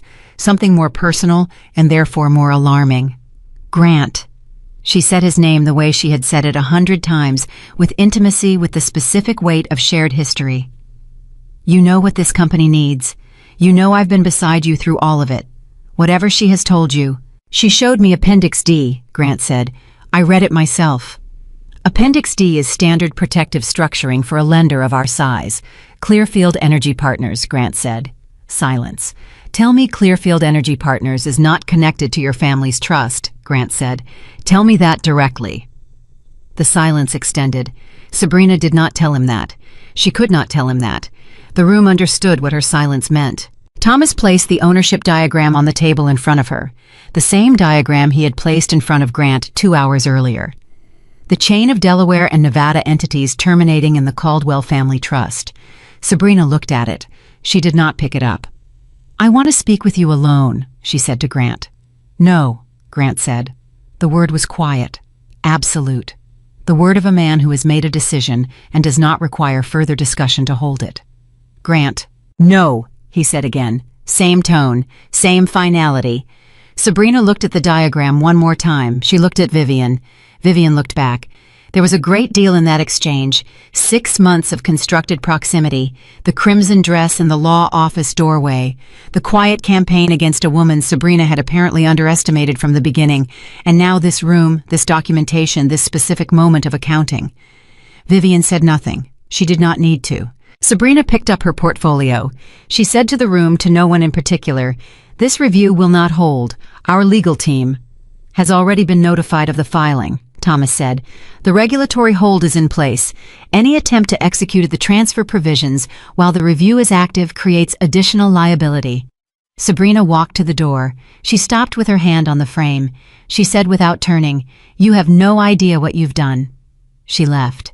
The door closed behind her with the same soft, polite sound as another door in a law office on Michigan Avenue on a rainy Thursday evening not so long ago. Grant stood at the head of the table and looked at the door. Then he looked at the diagram. Then he looked at Vivian. He said, "It's over." "The transfer attempt is over," Thomas said. "Caldwell Capital will face their own regulatory questions. The underlying financial exposure for Holloway Infrastructure still needs to be resolved, but the asset stripping mechanism has been blocked." Grant nodded slowly. He looked at his hands on the table. He said quietly, "She was in my house for 6 months planning this." No one answered. There was no answer that would make that easier to carry. Rebecca said gently but directly, because Rebecca was a person who believed that clarity was a form of respect. The planning was hers. The vulnerability she exploited was created before she arrived. Grant looked up. Rebecca held his gaze steadily. "You left the door open," she said. "Not cruel, just honest. She walked through it." Grant absorbed that. He did not argue. He looked at Vivian. "The payroll facility," he said. "The supplier protections. How long will they hold?" "Through the end of the quarter," Vivian said. "Long enough for the independent restructuring board to establish alternative financing arrangements. I've identified 3 institutional lenders with no connection to Caldwell who have expressed interest." "You've already—" He stopped. "Yes," she said. He almost smiled again. "Of course you have," he said. And then something happened that nobody in the room expected, including Vivian. Grant Holloway sat down in a chair, not at the head of the table, but at the middle on the side beside Thomas Bennett, and put both his hands flat on the table and said, "I'm going to recommend to the board that I step back from day-to-day operations during the restructuring. An independent CEO makes more sense, someone without my conflict of interest." Paul Weston looked up from his notes. Rebecca looked at Daniel Marsh. Vivian looked at Grant. "You don't have to do that," Paul Weston said carefully. "The compliance action is against Caldwell, not against—" "I know I don't have to," Grant said. "I'm recommending it because it's right. The company needs someone without my history right now." He paused. "I should have read Appendix D. I should have listened to the people around me who were seeing things I didn't want to see. I made the company vulnerable because I was too proud to hear what I didn't want to hear. That has consequences. This is one of them." The room was quiet. Thomas Bennett looked at his hands. Rebecca Sloan looked at the table. Paul Weston wrote something on his notepad. And Vivian looked at Grant Holloway, really looked at him the way she had stopped looking at him, somewhere in the middle of their 3rd year of marriage, and she saw something she had not expected to find in this room on this day.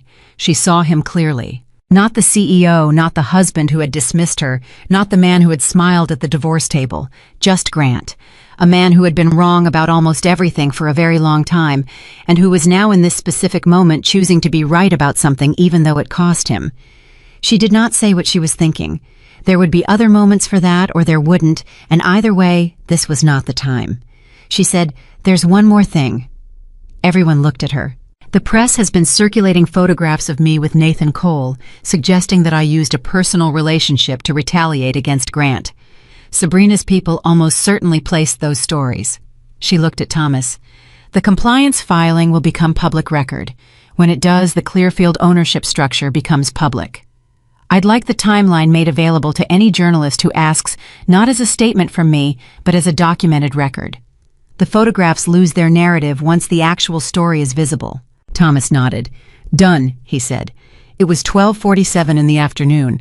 Outside Chicago continued its indifferent December business, 40 stories below a glass conference room where something had just broken open, and perhaps something else had just slowly begun. Margaret Holloway called Grant's cell at 1:15. He looked at the screen. He silenced it. Rebecca and Daniel gathered their documentation and prepared to drive back north. Rebecca paused at the door and looked back at Vivian and said simply, "Thank you." Vivian nodded. Paul Weston's team began the restructuring documentation. Thomas Bennett left for the regulatory office, and Grant and Vivian stood in the conference room as it emptied the way a room empties after something significant, not rushed, not ceremonial, just gradually returning to its own silence. Grant said, "I don't know how to thank you for what you did, for the employees, for the suppliers." Vivian picked up her bag. "Then don't thank me," she said. "Use the next 6 months to build something that doesn't need to be rescued." She moved toward the door. He said, "Vivian." She stopped. He said, "I'm sorry.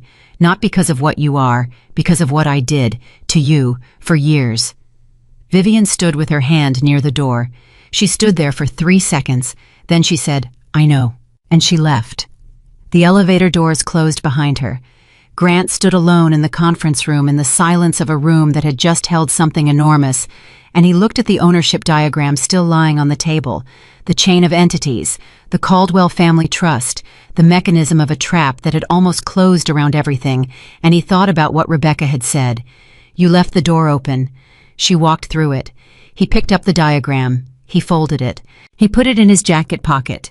He would carry it for a while, not as a reminder of Sabrina, as a reminder of himself, the version of himself that had been too proud to read, too certain to listen, too comfortable to look at what was right in front of him. The elevator carried Vivian down through the building, and she walked through the lobby and out into the December air, and Robert was at the curb with the car, and he said nothing when she got in, which was one of the things she valued most about Robert.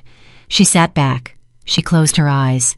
She thought about Arthur's face when she left this morning. She thought about the 3 votes. She thought about what Thursday had been, and what it had cost, and what it had accomplished. And then she thought about something she had not allowed herself to think about clearly for a long time, not since the marriage had begun its slow deterioration, not since she had started understanding what was happening and choosing to stay anyway, hoping that something would shift. She thought about what it felt like to occupy her full size. not managing herself into a smaller shape so that someone else could feel larger, not hiding what she knew so that someone else could feel smart, not protecting someone from the consequences of their own decisions because she loved them, and love required sacrifice, just being completely exactly what she was. It felt like the first real breath after a very long time underwater. Robert drove north toward the lake. Behind her, the city went about its enormous, indifferent business. Ahead of her, the restructuring board would convene. The regulatory review would proceed. The story would continue in all its complicated, necessary directions. But something had ended today in that conference room, and something else, something she had been waiting to begin for longer than she fully realized had started. She did not need Grant to see her clearly. She had seen herself. That was enough. That had always been enough. The regulatory filing became public on a Monday.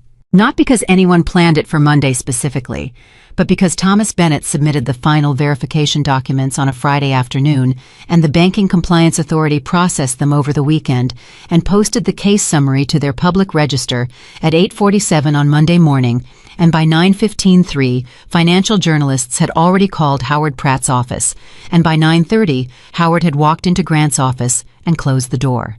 "It's out," Howard said. Grant was already reading it on his screen. He had known it was coming. Thomas had told him the filing would become public record within 72 hours of acceptance. Grant had spent the weekend in a particular quality of waiting, not dread exactly, more like the feeling before a necessary medical procedure, where the anticipation is its own kind of pain and the actual event when it arrives is almost a relief. He read the case summary. Caldwell Capital, Clearfield Energy Partners, the ownership chain, the Appendix D provisions, the supplier agreement pressure campaign, the timeline of the Clearfield Entities Incorporation. 14 months ago, 6 months before the approach to Holloway infrastructure began. All of it. Public, documented, precise. His phone began ringing at 9:32 and did not meaningfully stop for the next 4 hours. Board members, lenders, 2 industry journalists he had known for years, his personal attorney, his sister in Denver, who had read something online and was calling not as a relative with a stake in his business, but as someone who genuinely loved him and was frightened. He answered his sister. He answered the board chair. He answered Paul Weston. He let everything else go to voicemail. At 10:15, Sabrina's legal team issued a statement through a PR firm describing the compliance filing as a retaliatory action motivated by a contentious divorce proceeding and citing Vivian's involvement as evidence of personal rather than professional intent. Grant read the statement. He called Paul Weston. "They're going with the personal retaliation angle," Grant said. "I expected that," Paul said. "It's their only move. The Clearfield documentation doesn't have an innocent explanation, so they need to make the story about who filed rather than what was filed. Will it work?" Paul was quiet for a moment. "In the short term, it creates noise. Some people will pick it up. The photographs of Vivian with Nathan Cole are already back in circulation. Someone pushed them to 3 outlets this morning." Grant sat back. "I thought about Vivian 2 weeks ago, telling him that Sabrina would frame everything as revenge by a humiliated billionaire heiress if she moved too soon. He thought about her choosing to stay quiet while her own reputation took damage. He thought about the specific discipline that required. What does the filing actually say about Vivian?" Grant asked. "Nothing," Paul said. "Her name appears as the authorizing party for the Whitmore Atlantic compliance referral. That's it. The documentation stands entirely on the Clearfield ownership structure and the employee pressure record. There's nothing in it that constitutes retaliation. Sabrina's team is arguing the motive, not the content, because the content is unanswerable." "So the story holds." "The story holds," Paul confirmed. "But it's going to be a difficult week." It was a difficult week. By Tuesday afternoon 4, financial news outlets had run pieces on the Caldwell Capital filing. 2 of them mentioned Vivian. One ran the photograph of her with Nathan Cole alongside the story framed as context. Another ran a sidebar questioning whether the compliance action was a legitimate regulatory matter or a wealthy ex-wife settling scores. Grant saw the sidebar. He called Paul Weston again. "I want to make a statement," Grant said. "Grant, I'd recommend waiting until..." I want to make a statement correcting the record on Vivian, Grant said. Not about the compliance filing, not about Caldwell, about her specifically. The retaliation framing is false, and I'm the only person with standing to say so publicly. Silence on Paul's end. That's an unusual move, Paul said carefully. I know what it is, Grant said. I want to do it anyway. Another pause. If you do this, Paul said, it becomes part of the public record of the divorce. People will draw conclusions about your personal motivations. Let them, Grant said. The conclusions will be accurate. Paul drafted the statement. Grant reviewed it.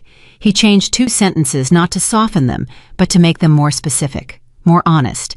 The kind of honest that costs something. The statement was released Wednesday morning through the company's communications office. It was 4 paragraphs. It said that the compliance filing had been initiated by Whitmore Atlantic Holdings, acting in its capacity as an indirect guarantor of Holloway Infrastructure's credit facilities, that the review was substantiated by documented evidence entirely independent of any personal relationship, and that any characterization of the action as personally motivated was factually incorrect.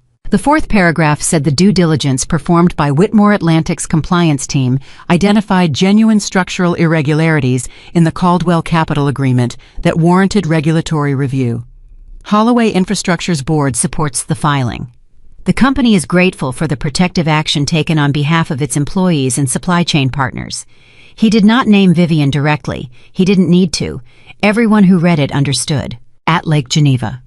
Arthur read the statement at breakfast and set the newspaper down and looked at his coffee cup and said nothing for 30 seconds. Then he said, which from Arthur Whitmore was the equivalent of a standing ovation. Vivian read it on her phone. She read it twice. She set the phone face down on the desk. She sat with it for a moment, the specific sensation of being seen publicly by the person who had spent 6 years not seeing her, and finding that the sensation was not the triumph she might have expected once, and not the pain she might have expected more recently, but something quieter and more complicated than either. She picked the phone back up. She texted Paul Weston. Thank him for the record correction. Then she went back to work. Because there was still a great deal of work to do. The Whitmore Atlantic board meeting happened on Wednesday afternoon in the Milwaukee headquarters conference room, and it was the most consequential 2 hours of Vivian's professional life to that point, and she walked into it knowing that 8 of the 11 directors had voted against her protective facility authorization 10 days ago, and that some of them were going to use today's meeting to relitigate that decision. They did not disappoint. Director Harlan Vogel, a 63-year-old private equity veteran who had been on the Whitmore Atlantic board for 14 years and who believed deeply in the principle that sentiment had no business in a boardroom, opened the challenge before Arthur had finished calling the meeting to order. The compliance filing is public, Harlan said. The Caldwell situation is resolved. I'd like to propose that we formally close the Holloway Infrastructure protective facilities and withdraw the guarantees as originally recommended. Arthur looked at Vivian. Vivian said, I'd like to present the current status before we vote on anything. Harlan said, the status seems clear. The crisis has passed. The crisis Sabrina Caldwell created has been addressed, Vivian said. Holloway Infrastructure's underlying financial position still requires stabilization. The protective facilities are keeping 112 production employees whole and 17 supplier businesses operational. Withdrawing them now would accomplish the same damage that Sabrina's scheme was designed to accomplish, just without the fraud. Harlan leaned back. We are not a charitable organization, he said. Our obligation is to our stakeholders, not to the employees of a company that has no formal relationship with us. We have indirect credit guarantees on 3 of their facilities, Vivian said. That is a formal relationship. A relationship we can exit with 48 hours notice. We can, Vivian said. And when we do, those facilities collapse, the employees don't get paid, the suppliers default on their own obligations, and 17 family businesses close.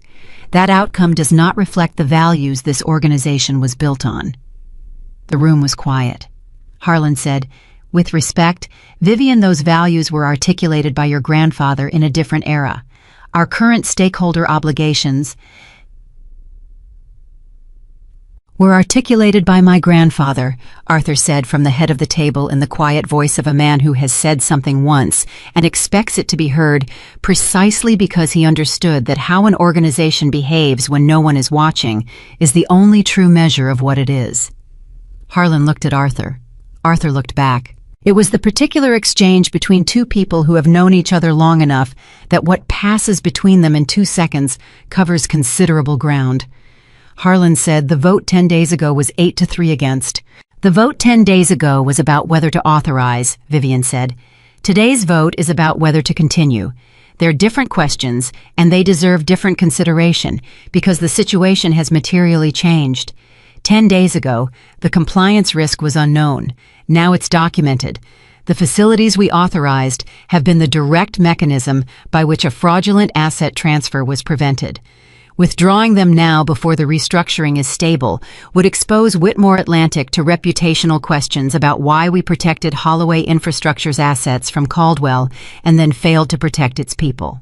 A director at the far end of the table, a woman named Claire Sutherland, who had been relatively quiet through the discussion, said, "That's a real point, Harlan.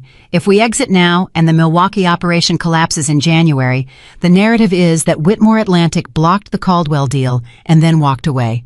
That's not a comfortable position." Harlan looked at Claire. Claire held her ground. 3 other directors shifted in their seats. The vote when it came was 6-5 in favor of continuing the protective facilities through the end of the restructuring period. 6-5. 3 weeks ago, it had been 3-8.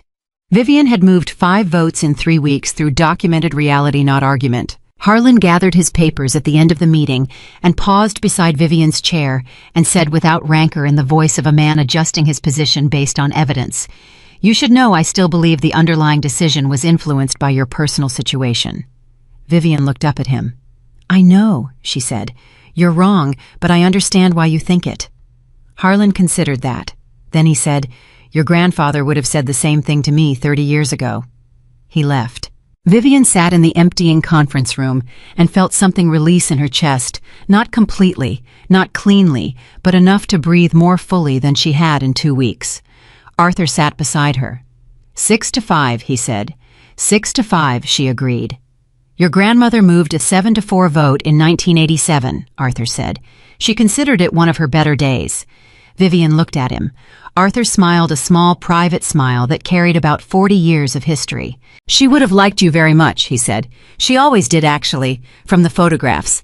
Vivian said nothing. She looked at the table. Then she said, I need to talk about succession. Arthur's smile faded into something more serious, more listening. I've been delaying it, Vivian said. For years. I told myself I was waiting for the right moment. I told myself I wanted to be ready. But the truth is I was hiding. She paused. I was hiding because being fully visible meant being fully accountable. And being fully accountable is the most frightening thing I can think of. Arthur said, and now, Vivian looked at him. I'm less frightened of accountability than I am of spending another decade being smaller than I am. Arthur was quiet for a long moment. Then he said, the annual stakeholder meeting is in 6 weeks. I know, Vivian said. It would be the appropriate venue. I know that too. Arthur stood up. He put his hand on her shoulder, the same gesture as 2 weeks ago, in the Lake Geneva study, brief and precise and carrying everything he found difficult to say directly. I'll have the succession documentation prepared, he said. He left. Vivian sat alone in the conference room. Outside Milwaukee went about its December business. She thought about Grant's statement in the newspaper. She thought about Rebecca's voice on the phone 3 weeks ago, steady and certain, even when she had every reason not to be. She thought about the 14 people at Hartfield Components who were still employed because someone had made a decision in the background 2 years ago and never taken credit for it. She thought about all the decisions she had made from the background, and she decided with the particular clarity that comes when a person has been through enough that pretending is no longer worth the energy that she was done with the background. Not loudly, not dramatically, simply done, across town at the same hour, in a different kind of quiet. Sabrina Caldwell was sitting in her family's attorney's office, being informed of the full regulatory consequences of the Clearfield ownership disclosure. The attorney's name was Frederick Hall, and he was 70 years old and had been practicing corporate law since before Sabrina was born, and he had the manner of a man who delivered bad news the way a surgeon removes something cleanly efficiently without unnecessary conversation. He told her that the Banking Compliance Authority had opened a formal investigation into the Caldwell Capital Agreement structure. He told her that 3 institutional partners had suspended their relationships with Caldwell Capital pending the outcome. He told her that the Clearfield entity would need to be fully disclosed and dissolved, and that the process of dissolution would likely surface the full extent of the asset acquisition strategy in terms that would be difficult to manage publicly. He told her that 2 of the Holloway infrastructure employees she had contacted directly about the supplier agreements had given signed statements to the Compliance Authority. He told her that the documentation was comprehensive and that the question was not whether there would be consequences, but what shape they would take. Sabrina sat through all of it without expression. When Frederick finished, she said, "What's our best outcome?" Frederick said, "Cooperation with the investigation, voluntary disclosure of the full Clearfield structure, settlement of any civil claims before litigation." Sabrina said, "And the Caldwell Capital operations." Frederick said, "Significantly restructured. The institutional relationships that have suspended will likely not return. The family's direct involvement in deal origination will need to end for a period." Sabrina sat back. She thought about the 14 months of planning, the precise construction of the Clearfield entity, the careful cultivation of Grant Holloway, his pride, his ambition, his particular blindness to what was right in front of him, the equally careful management of his divorce, the quiet support of the rumors that would ease Vivian out, the timing of the Caldwell approach to coincide exactly with the moment Holloway Infrastructure's cash position was most vulnerable. 14 months. Dissolved in 3 weeks by a woman she had dismissed as a quiet housewife with no real leverage. She thought about Vivian's face in the conference room. No triumph in it, no satisfaction, just clarity. That was what Sabrina could not entirely account for even now. She had expected anger, or at least the performance of composure over anger. She had not expected the particular quality of someone who was doing what needed to be done, and had no personal investment in being seen doing it. She had underestimated that quality. It was the only miscalculation she allowed herself to acknowledge because it was the only one she could not have predicted.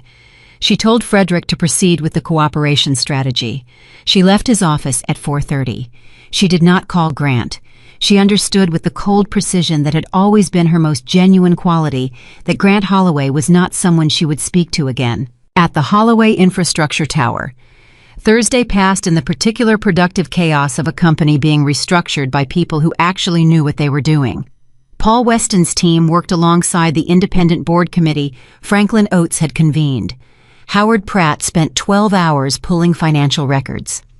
3 institutional lenders that Vivian had identified quietly through Whitmore Atlantic's network over the previous 2 weeks entered preliminary discussions. Grant sat in meetings most of the day. He was not running the meetings. This was unusual. It was also he was beginning to understand correct. He sat and listened and answered questions when asked, and did not assert control. He no longer had standing to assert, and the experience of doing this was uncomfortable in the specific way of a man who has spent 30 years at the center of rooms, discovering what it feels like to be useful at the edge of one. At 6:15 he found himself alone in his office for the first time all day. He sat at his desk. He opened his phone. He looked at Vivian's number for a long moment. He did not call. He understood that calling her was something he wanted to do for his own reasons, to hear her voice, to feel even briefly the specific quality of being known by someone who had known him when he was both better and worse than he currently was, and that his own reasons were not sufficient justification. He had used her attention for 6 years without recognizing its value. He would not use it again simply because he now understood what it was worth. He put the phone down. He picked up a pen. He wrote on a legal pad in the handwriting of a man who was not accustomed to writing things he couldn't say out loud. "I am sorry for every time I dismissed you. I am sorry for every warning I didn't take. I am sorry for the smile." He looked at what he had written. He folded the paper. He put it in his desk drawer. It was not something he would send. It was something he needed to have written. Margaret Holloway called at 7. He answered. His mother's voice had the particular quality it took on when she had been wrong about something and was approaching the subject from an oblique angle rather than directly, which was the only way Margaret Holloway had ever approached being wrong. "I've been reading about the Caldwell situation," she said. "I know you have," Grant said. "The newspaper says Vivian," Grant said, "identified a fraudulent asset transfer scheme and prevented it from destroying this company. That's accurate." A pause. "I see," Margaret said. "The compliance documentation is public," Grant said.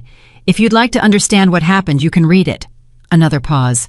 "Grant," his mother said, and her voice shifted into something more private, less managed, the voice she used when she was speaking to her son rather than to the CEO she had always partly wanted him to be.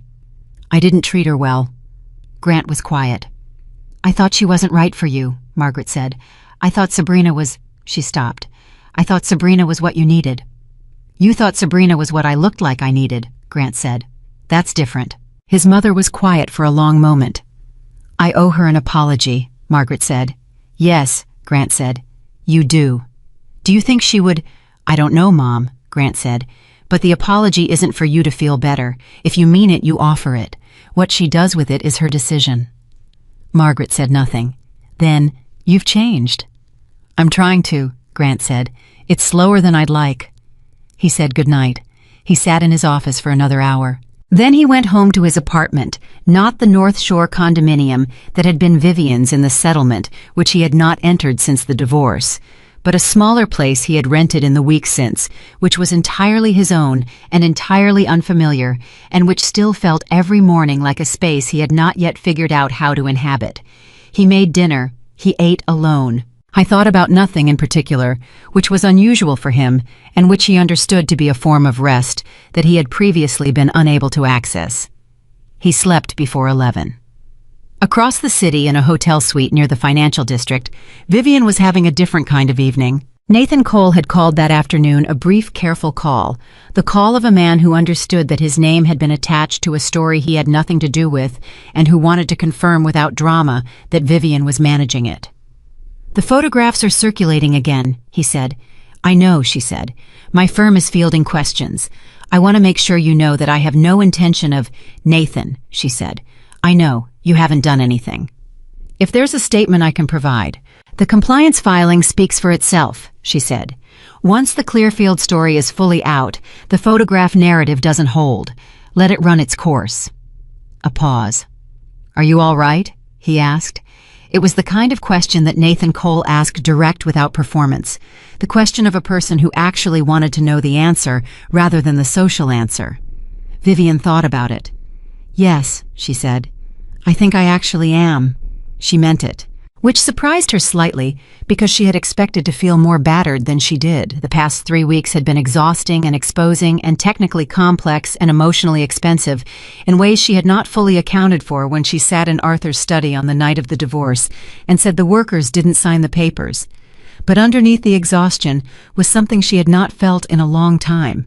She felt like herself. Not the managed version of herself that she had maintained for 6 years in a marriage where her full dimensions made someone else uncomfortable. Not the hidden version of herself that she had believed was humility and had actually been a kind of slow self-erasure. Not the angry version that had briefly tempted her in the weeks after the signing. Just herself. Complete. Clear about what she valued and what she was willing to do for it and what she was not. She ate room service. She called Arthur at 9 to confirm the succession documentation timeline. She reviewed 3 briefing documents for the stakeholder meeting 6 weeks away. At 10:30, she turned off the light. She lay in the dark and thought about the annual meeting and what she intended to say and how she intended to say it, and she felt the specific quality of anticipation that belongs to someone approaching something they have been avoiding and discovering now that they are close enough to see it clearly that it is not what they feared. It was exactly what she had been built for. She slept. Friday morning brought a development no one had quite anticipated. At 8:40, a financial journalist named Carol Merritt published a piece in the Chicago Business Tribune that ran to 3,000 words and was the most comprehensive account yet of the Caldwell Capital situation. Carol had been covering corporate finance for 22 years and had a reputation for precision over drama, which was why her pieces landed differently than the tabloid-adjacent coverage that had run earlier in the week. She had read the compliance filing in full. She had spoken to 2 of the Holloway infrastructure employees who had given statements. She had traced the Clearfield ownership structure independently, and she had also apparently found the Hartfield component story, the Appleton supplier, the bridge arrangement 2 years ago, the third-generation family business that had not closed because of an intervention no one had ever publicly claimed. The piece ran the Hartfield story in the 7th paragraph. It attributed the bridge arrangement to a source familiar with the Whitmore family's business practices. It described the arrangement in terms that made its nature clear, anonymous, structured to protect the recipient's dignity, never claimed publicly. The piece did not name Vivian directly in that paragraph. It did not need to. Anyone reading from the beginning understood. Rebecca Sloan read the piece at her desk in Milwaukee at 9:15. She read the Hartfield paragraph twice. She called Carl in maintenance, who had worked at the facility for 11 years and whose equipment had been repaired 2 years ago after a quiet conversation with a visitor who actually listened. She said, "Did you read the Tribune this morning?" Carl said. "What about it?" "Page 1 of the business section," Rebecca said. A pause. Then Carl said, "Huh," which from Carl was approximately the same as a standing ovation. At 9:45, Arthur called Vivian. "Have you read it?" he asked. "Yes," she said. "Carol Merritt is a good journalist." "She is." "The Hartfield paragraph." "I saw it." Arthur was quiet for a moment. "This is going to change the texture of the public conversation," he said. "The retaliation narrative becomes very difficult to sustain when the record shows you were protecting people long before any of this began." "That was always the record," Vivian said. "People just weren't reading it." "They're reading it now," Arthur said. She sat with that. "How does this affect the annual meeting?" she asked. "It helps," Arthur said. "Considerably." Vivian nodded to herself. "Good," she said. She ended the call. She looked out the window at Chicago in the thin December light. She thought about Grant reading that piece in his office. She thought about what it would feel like to read a 3,000-word accurate account of the history you had spent 6 years standing next to and never seeing. She hoped it was instructive, not painful, not humiliating, just instructive the way the truth is when it arrives without the softening of self-protection. She picked up her legal pad. She began drafting the remarks for the annual meeting. She wrote, "What we protect reveals what we value." She sat with that for a moment. Then she kept writing. By Friday afternoon, the Caldwell Capital story had moved from the financial press to broader coverage, and 3 of the 4 outlets that had run the photograph of Vivian with Nathan Cole had updated their pieces with corrections or context paragraphs. The photograph was still circulating, but its framing had changed. It was no longer evidence of a vengeful ex-wife's campaign and had become, in the newer coverage, an example of a disinformation effort that had been overtaken by documented fact. Nathan Cole's firm issued a brief factual statement confirming the professional nature of his relationship with the Whitmore family. Nobody ran it prominently. Nobody needed to. Grant saw the updated coverage.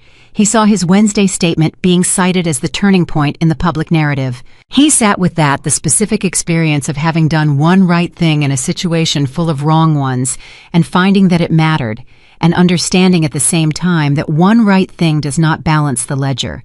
It is just a right thing, a place to begin. He called Paul Weston.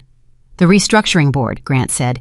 "I want to formalize my recommendation that I step back from operations. Make it official. Put it in the board minutes." Paul said, "You're sure?" "I've been sure since Thursday," Grant said. "I just hadn't said it out loud yet." "All right," Paul said. "I'll draft the formal recommendation." "And Paul," Grant said, "the employee protection structure that Vivian set up, the payroll facility. When the restructuring is complete and the new financing is in place, I want to make sure those supplier relationships are formalized, not as a favor, as a standard part of how the company operates going forward." Paul was quiet for a moment. Then he said, "I'll make sure it's in the restructuring framework." "Good," Grant said. He ended the call. He sat back. He looked at his desk. He opened the drawer where he had put the folded piece of paper the night before. He looked at it without unfolding it. Then he closed the drawer.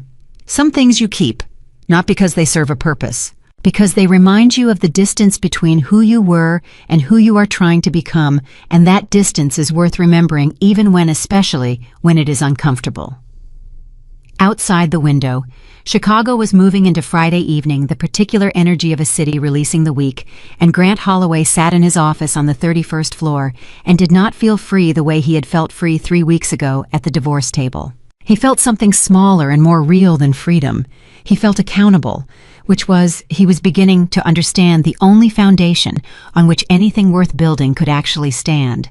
And 6 weeks from now, in a conference room in Milwaukee, in front of the Whitmore Atlantic stakeholder community, Vivian Whitmore was going to stand up and take her full place in the world she had been born to lead. Not because she had won, not because Grant had lost, but because she had finally stopped asking anyone else's permission to be entirely herself. The city moved. The week ended. And the only story that mattered, the one about who Vivian Whitmore was when nobody was watching and who she was becoming now that everyone was, that story was just reaching its most important chapter. 6 weeks passed, the way significant time always passes, not quickly, not slowly, but with the particular density of a period in which a great deal is happening beneath the surface, while the surface itself appears relatively calm. Holloway infrastructure did not collapse. This surprised some people who had been watching from the outside and had expected the Caldwell situation to function as the final blow to a company that had been visibly struggling. What those people had not factored in was the restructuring board that Franklin Oates had convened, or the 3 institutional lenders that had entered discussions in the first week of December, or the particular quality of Howard Pratt's work when he was finally operating without the interference of a financing structure designed to fail. By the 3rd week of December, 2 of the 3 lenders had signed preliminary term sheets. By Christmas, the Milwaukee payroll facility had been formally absorbed into the company's restructured operating budget, no longer dependent on Vivian's guarantee standing on its own, which was exactly what Vivian had intended from the beginning. She heard about it from Rebecca. Rebecca called on a Tuesday morning, the 23rd of December, and said the payroll transferred to the new operating account this morning. Clean, no gaps. Vivian said, "How does the floor look?" "Like people who know they're getting paid," Rebecca said, "which is what a floor should look like." Vivian smiled at her phone. It was the first full smile in a while. "Merry Christmas, Rebecca," she said. "Merry Christmas," Rebecca said. And Vivian, she paused, which was unusual for Rebecca, who was not a person who paused. "What you did, for those people, I want you to know it didn't go unnoticed, not by me and not by them." Vivian said, "They showed up every day and did their work. That's all I protected." Rebecca said, "That's everything." The call ended. Vivian sat with it for a moment. Then she opened the draft of her annual meeting remarks and kept writing. Grant spent Christmas in Denver with his sister, which was the first Christmas in 6 years he had spent outside of Chicago, and the first in longer than that he had spent without performing the particular version of himself that he maintained for business associates and his mother and everyone else who expected Grant Holloway to arrive at any gathering already in possession of the room. His sister's name was Caroline, and she was 41, and she was a pediatric nurse, and she had 0 patience for performance, which was why Grant had always found her both essential and slightly uncomfortable, and why he found himself this particular December more grateful for her company than he had words for. They sat in her kitchen on Christmas Eve after her kids were in bed and drank coffee and talked for 3 hours, and Grant told her things he had not said out loud to anyone, not to Paul Weston, not to Howard, not even to himself in the legal pad entry he had folded and put in the drawer. He told her about the smile at the divorce table. Caroline listened without interrupting, which was discipline on her part, because she had opinions forming at a rate her expression could not entirely conceal. When he finished, she said, "You know what the worst part of that is?" "I know what the worst part of that is," Grant said. "You knew," Caroline said. "Not consciously, but somewhere you knew that she was more capable than you wanted her to be, and it made you smaller around her, and instead of getting bigger, you got rid of her." Grant looked at his coffee. "That's not a comfortable thing to hear," he said. "I know," Caroline said. "I've been waiting 4 years to say it." He looked up. 4 years. "The Morrison contract dinner," Caroline said. "You were in town for a conference. You brought Vivian. She said something about the contract structure over dinner, something specific. I didn't fully understand it, and you talked over her. Not rudely, just automatically, like she hadn't spoken, and she didn't react. She just waited and then said something else, and you did the same thing." Caroline wrapped both hands around her mug.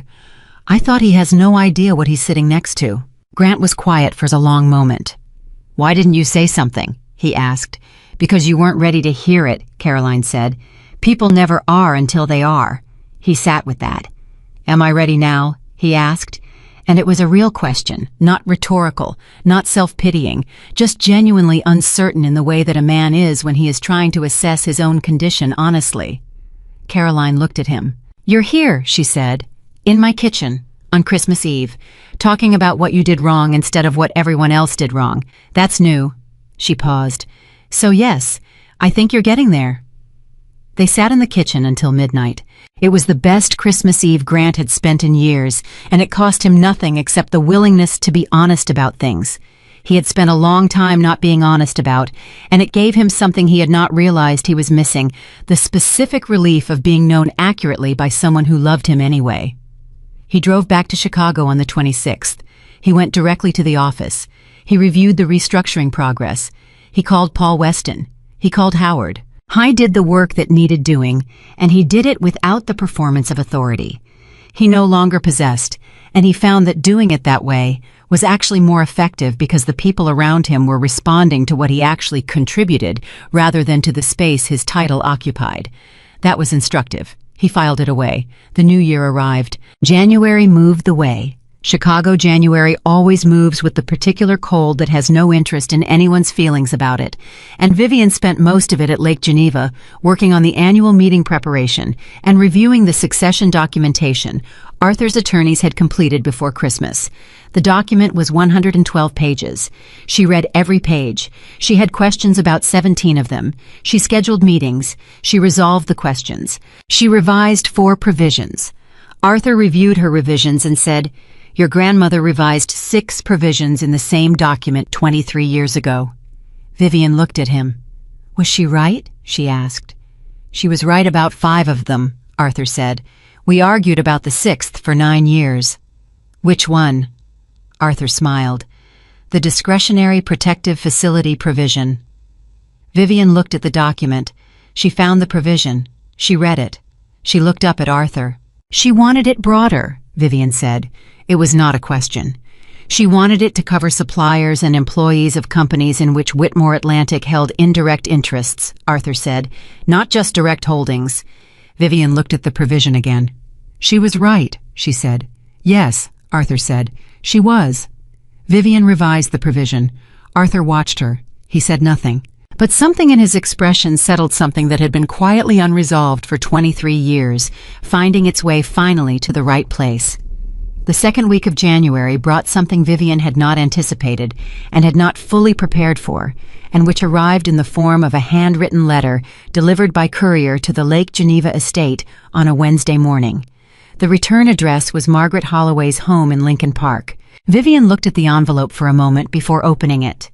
The letter was 2 pages handwritten in the careful penmanship of a woman who had been taught that handwriting reflected character and had taken that lesson seriously her entire life. Margaret wrote, "I have spent the past month trying to construct a version of this letter that allowed me to apologize while also explaining myself, and I have finally understood that explanation and apology cannot occupy the same space without one of them defeating the other.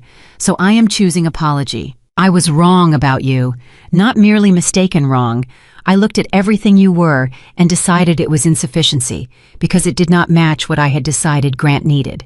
I encouraged a relationship that was harmful to my son, because the woman involved presented the appearance of things I had always valued: ambition, status, the particular visible confidence that I had always mistaken for strength. I was wrong about what strength looks like. You protected people who had no claim on your loyalty at cost to yourself and your reputation because you decided it was the right thing to do. I have spent 64 years believing I understood what right looked like. I am not sure I did until now. I do not expect anything from this letter. I am not asking to resume contact or to be received warmly or to be forgiven on a schedule that suits me. I am writing because I owe you the truth of what I now understand, and giving you the truth of it is the only thing I have that is worth offering. Margaret Holloway. Vivian read the letter twice. She sat with it for a long time. Then she folded it carefully and put it in the drawer of the desk in her grandfather's study, the same desk where 6 weeks ago she had sat until 3 in the morning with a legal pad covered in handwriting, building the structure that would protect 112 people she had never met. She did not respond to the letter immediately. She thought about it for 3 days. On Saturday she wrote back, One paragraph. She wrote, "I received your letter, and I read it carefully. I believe you mean what you wrote. Believing it is enough for now. Some things take time, and time is the most honest thing either of us can offer each other at this point." She mailed it. She went back to work. The annual meeting of Whitmore Atlantic Holdings was scheduled for the second Friday of February at the Milwaukee headquarters, and it was the kind of event that the organization had held every year for 4 decades. Not lavish, not theatrical, but substantial, and attended by the full range of people whose professional lives intersected with the company's decisions: institutional partners, longtime suppliers, project teams, legal and financial advisors, the board and its various committees. This year, the room would also contain 37 journalists who had applied for press credentials. Last year, 12 had applied. The difference was the Caldwell story and Carol Merritt's Tribune piece and the public record of everything that had happened in December. The story had become something people were watching, not the tabloid version, not the divorce and revenge version, but the version about what actually happened when a woman who had spent years making herself invisible decided to occupy her full size. People were curious about that. Vivian understood the curiosity. She had made a decision about how to meet it, not by performing, not by constructing a narrative, simply by being completely exactly what she was and allowing that to speak without amplification. Arthur opened the meeting at 9 a.m. He reviewed the year's performance, measured specific, the kind of presentation that Whitmore Atlantic had always delivered, built on documented reality rather than projected aspiration. Then he said, "I have one additional item before we proceed to the formal agenda." The room listened. Arthur said, 41 years ago, I founded this organization on a principle that I believe has been demonstrated more clearly in the past 8 weeks than in any previous period of our history, that an organization's true character is revealed not by what it does when circumstances are comfortable, but by what it does when doing the right thing is inconvenient or costly. He paused.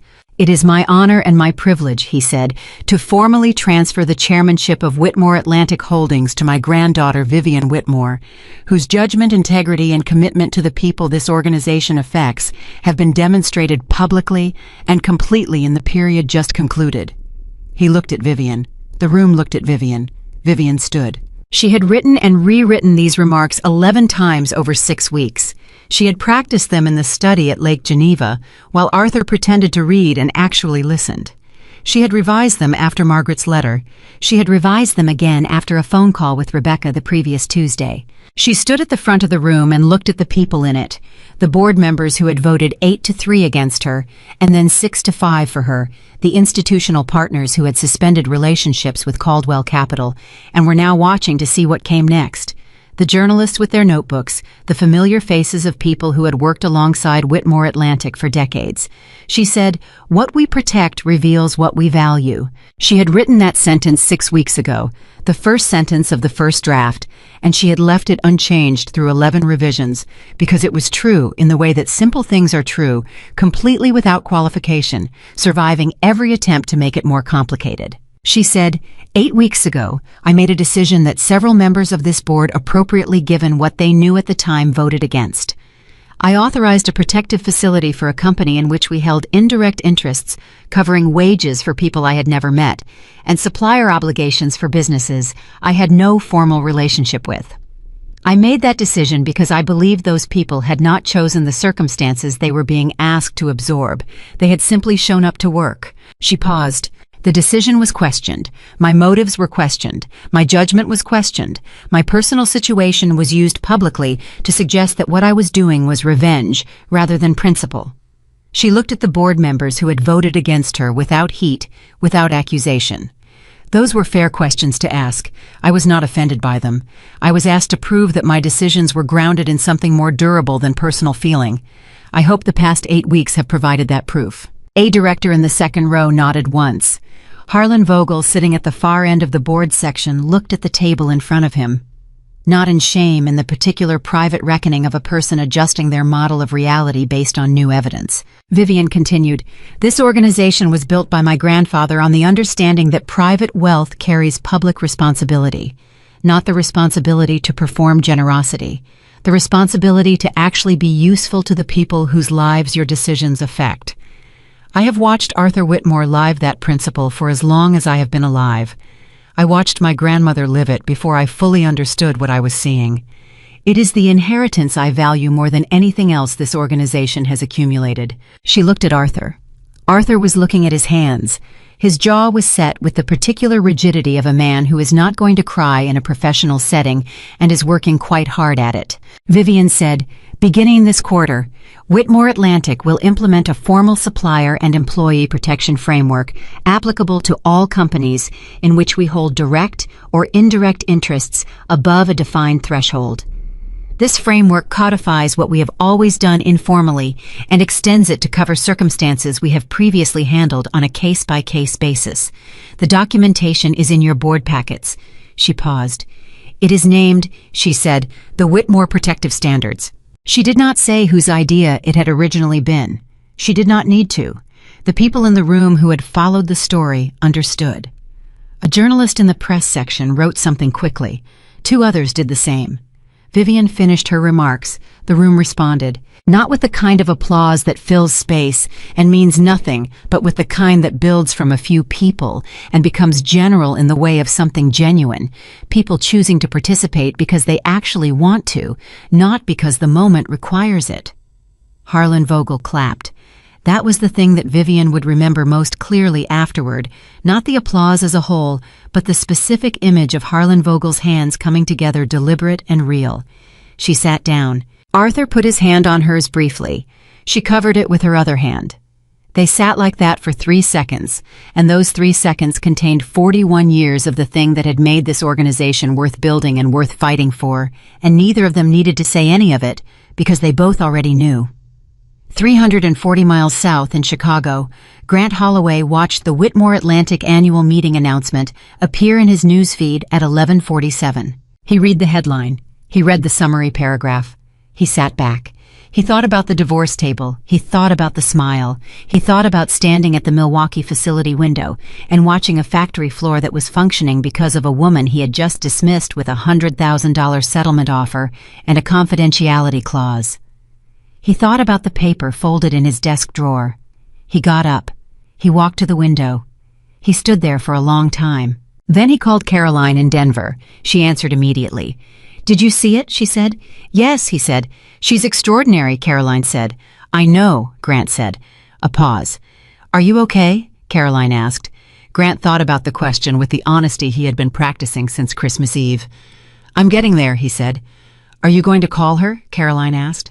He had been asking himself the same question for 3 weeks. He had an answer now that he had not had before the annual meeting, because the annual meeting had clarified something he had needed to see before he could answer it honestly. "Not yet," he said. "Why not yet?" "Because I want to call her for the right reasons," he said. "And I want to make sure I know what the right reasons are before I pick up the phone." Caroline was quiet for a moment. Then she said, "That's growth." "Don't make it weird," Grant said. She laughed. He almost did. He stood at the window after the call ended and thought about what it meant to call someone for the right reasons. He thought about 6 years of the wrong reasons calling Vivian when he needed something managed, or when he wanted confirmation, or when her presence was useful to him in some specific way. Never simply because she was the person he most wanted to talk to, though she had always been that, and he had never quite acknowledged it, not even to himself. I thought about that for a long time. Then he went back to work. 3 weeks later, on a Thursday morning in late February, he called her. She answered on the 3rd ring. "Grant," she said. "I watched the annual meeting coverage," he said. "I know," she said. "It's been well covered." "The Whitmore Protective Standards," he said. "The supplier and employee framework." "Yes. I want to implement it in the Holloway restructuring. Not a version of it, the actual framework credited properly implemented fully, with your permission." A pause. "You don't need my permission," she said. "The framework will be published as public guidance." "I know I don't need it," Grant said. "I'm asking for it anyway." Another pause. "Why?" she said. "Because some things should be asked for even when they're not required," Grant said. "I'm learning that." The line was quiet for a moment. Then Vivian said, "You have my permission."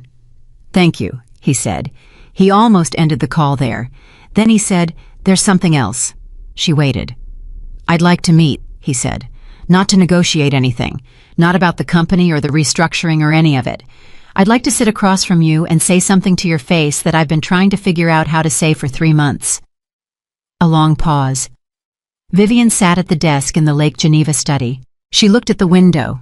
She thought about the version of herself that had wanted this moment for months, the version that had imagined Grant arriving at understanding and requesting this meeting, and her sitting across from him and finally being seen. That version had needed this moment.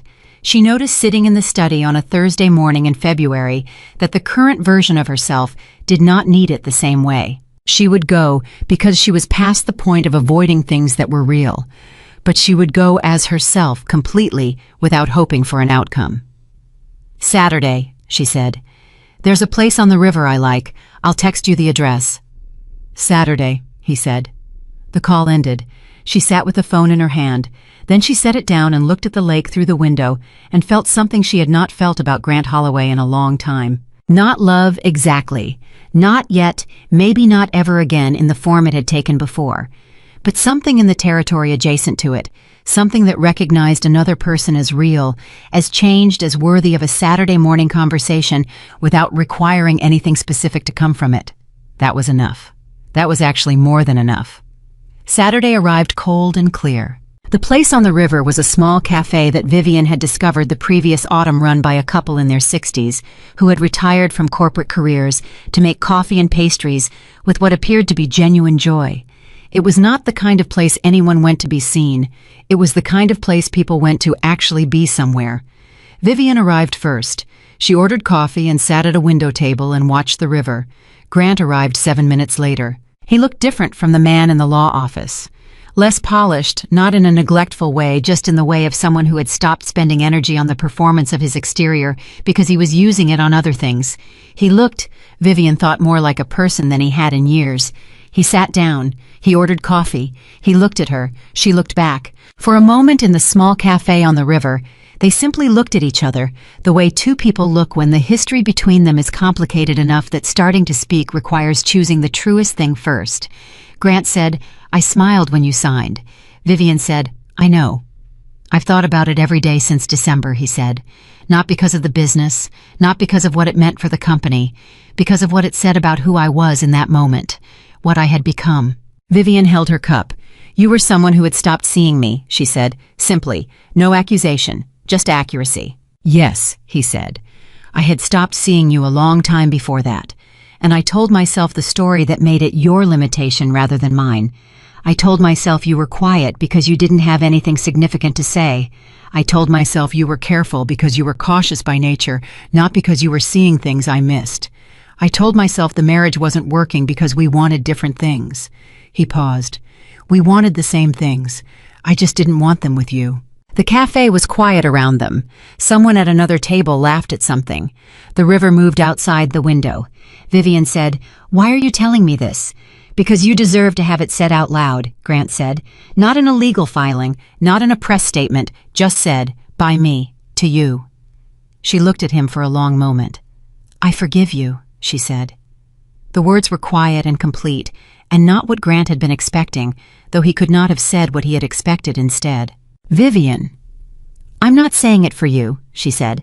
"I'm saying it because I've been carrying the weight of what you did, and I've been doing important work while carrying it, and I would like to put it down now. Forgiving you lets me put it down."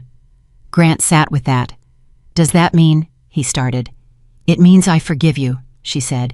"It means I wish you well. It means I hope what you're building now is real, and that it holds. It does not mean I am coming back." Grant lowered his eyes. He nodded. He was not going to argue. He had made a promise to himself before this meeting that whatever she said, he would not argue, because arguing was what he had always done when reality did not match his preference, and he was done with that particular habit. "Okay," he said. "Okay," she said. They sat in silence for a moment that was not uncomfortable. Then Grant said, "Can I ask you one thing?" "Yes." "Did you ever regret it, keeping yourself hidden, staying quiet about who you were, spending 6 years letting me think—" He stopped. "Letting me think what I thought." Vivian thought about the question. She thought about it honestly, the way she had been thinking about everything honestly for the past 3 months. "I regret that I confused hiding with humility," she said. "I thought I was being generous. I thought that making myself smaller so you could feel larger was a form of love. It wasn't. It was a form of disappearing. She paused. I'm done disappearing. Grant looked at her. He said, I can see that. She almost smiled. She did smile, small and real and entirely her own. They finished their coffee. They talked for another 40 minutes, not about the company, not about the divorce, not about December or Caldwell Capital or Appendix D or any of it. They talked the way people talk when they have decided to be honest with each other and have discovered that honesty, once you stop being afraid of it, is actually quite easy. Grant told her about Caroline's kitchen on Christmas Eve. Vivian told him about the Whitmore Protective Standards provision and her grandmother's 6-week-old argument with Arthur. Grant laughed at that. A real laugh. Not the laugh of a man performing ease, but the laugh of a man who has found something genuinely funny and is not monitoring his reaction before he lets it out. Vivian heard it and thought, there he is. The person under the performance. The person she had fallen in love with before the performance became everything. She was glad he was still in there. She was glad he was finding his way back to himself. She did not need to be part of that journey, to wish it for him. They stood outside the cafe at noon. The river moved. Chicago moved around them. Grant said, "Thank you for meeting me." "Of course," she said. He extended his hand. She looked at it for 1 second. Then she took it. They shook hands firmly, warmly, the handshake of two people who have been through something real together and are acknowledging it without pretense. Then they went in separate directions. Vivian walked along the river for a few blocks before Robert brought the car around. She thought about the cafe. She thought about Grant's laugh. She thought about the handshake. She thought about the wedding ring in the drawer at Lake Geneva, still there exactly where she had placed it on the night she came home from the divorce, because she had understood even then that healing did not require destroying the past, only refusing to live inside it. She got in the car. She looked out the window at the city.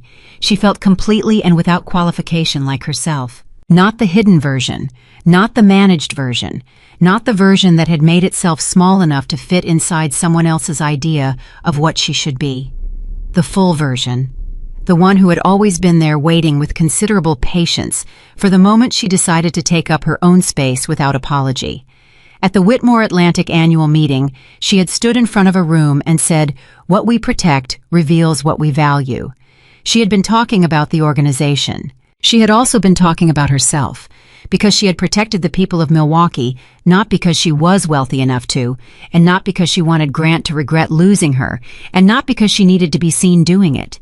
She had protected them because they were worth protecting, because every person who showed up to work every day and did their job honestly, and trusted that the systems around them would hold every single one of those people was worth protecting. That was who Vivian Whitmore was, not the billionaire heiress, not the discarded wife, not the hidden weapon in a corporate drama, not the woman Grant Holloway had underestimated, just a woman who saw what needed to be done and did it without waiting for permission, without requiring recognition, without allowing someone else's failure of imagination to define the limits of her own.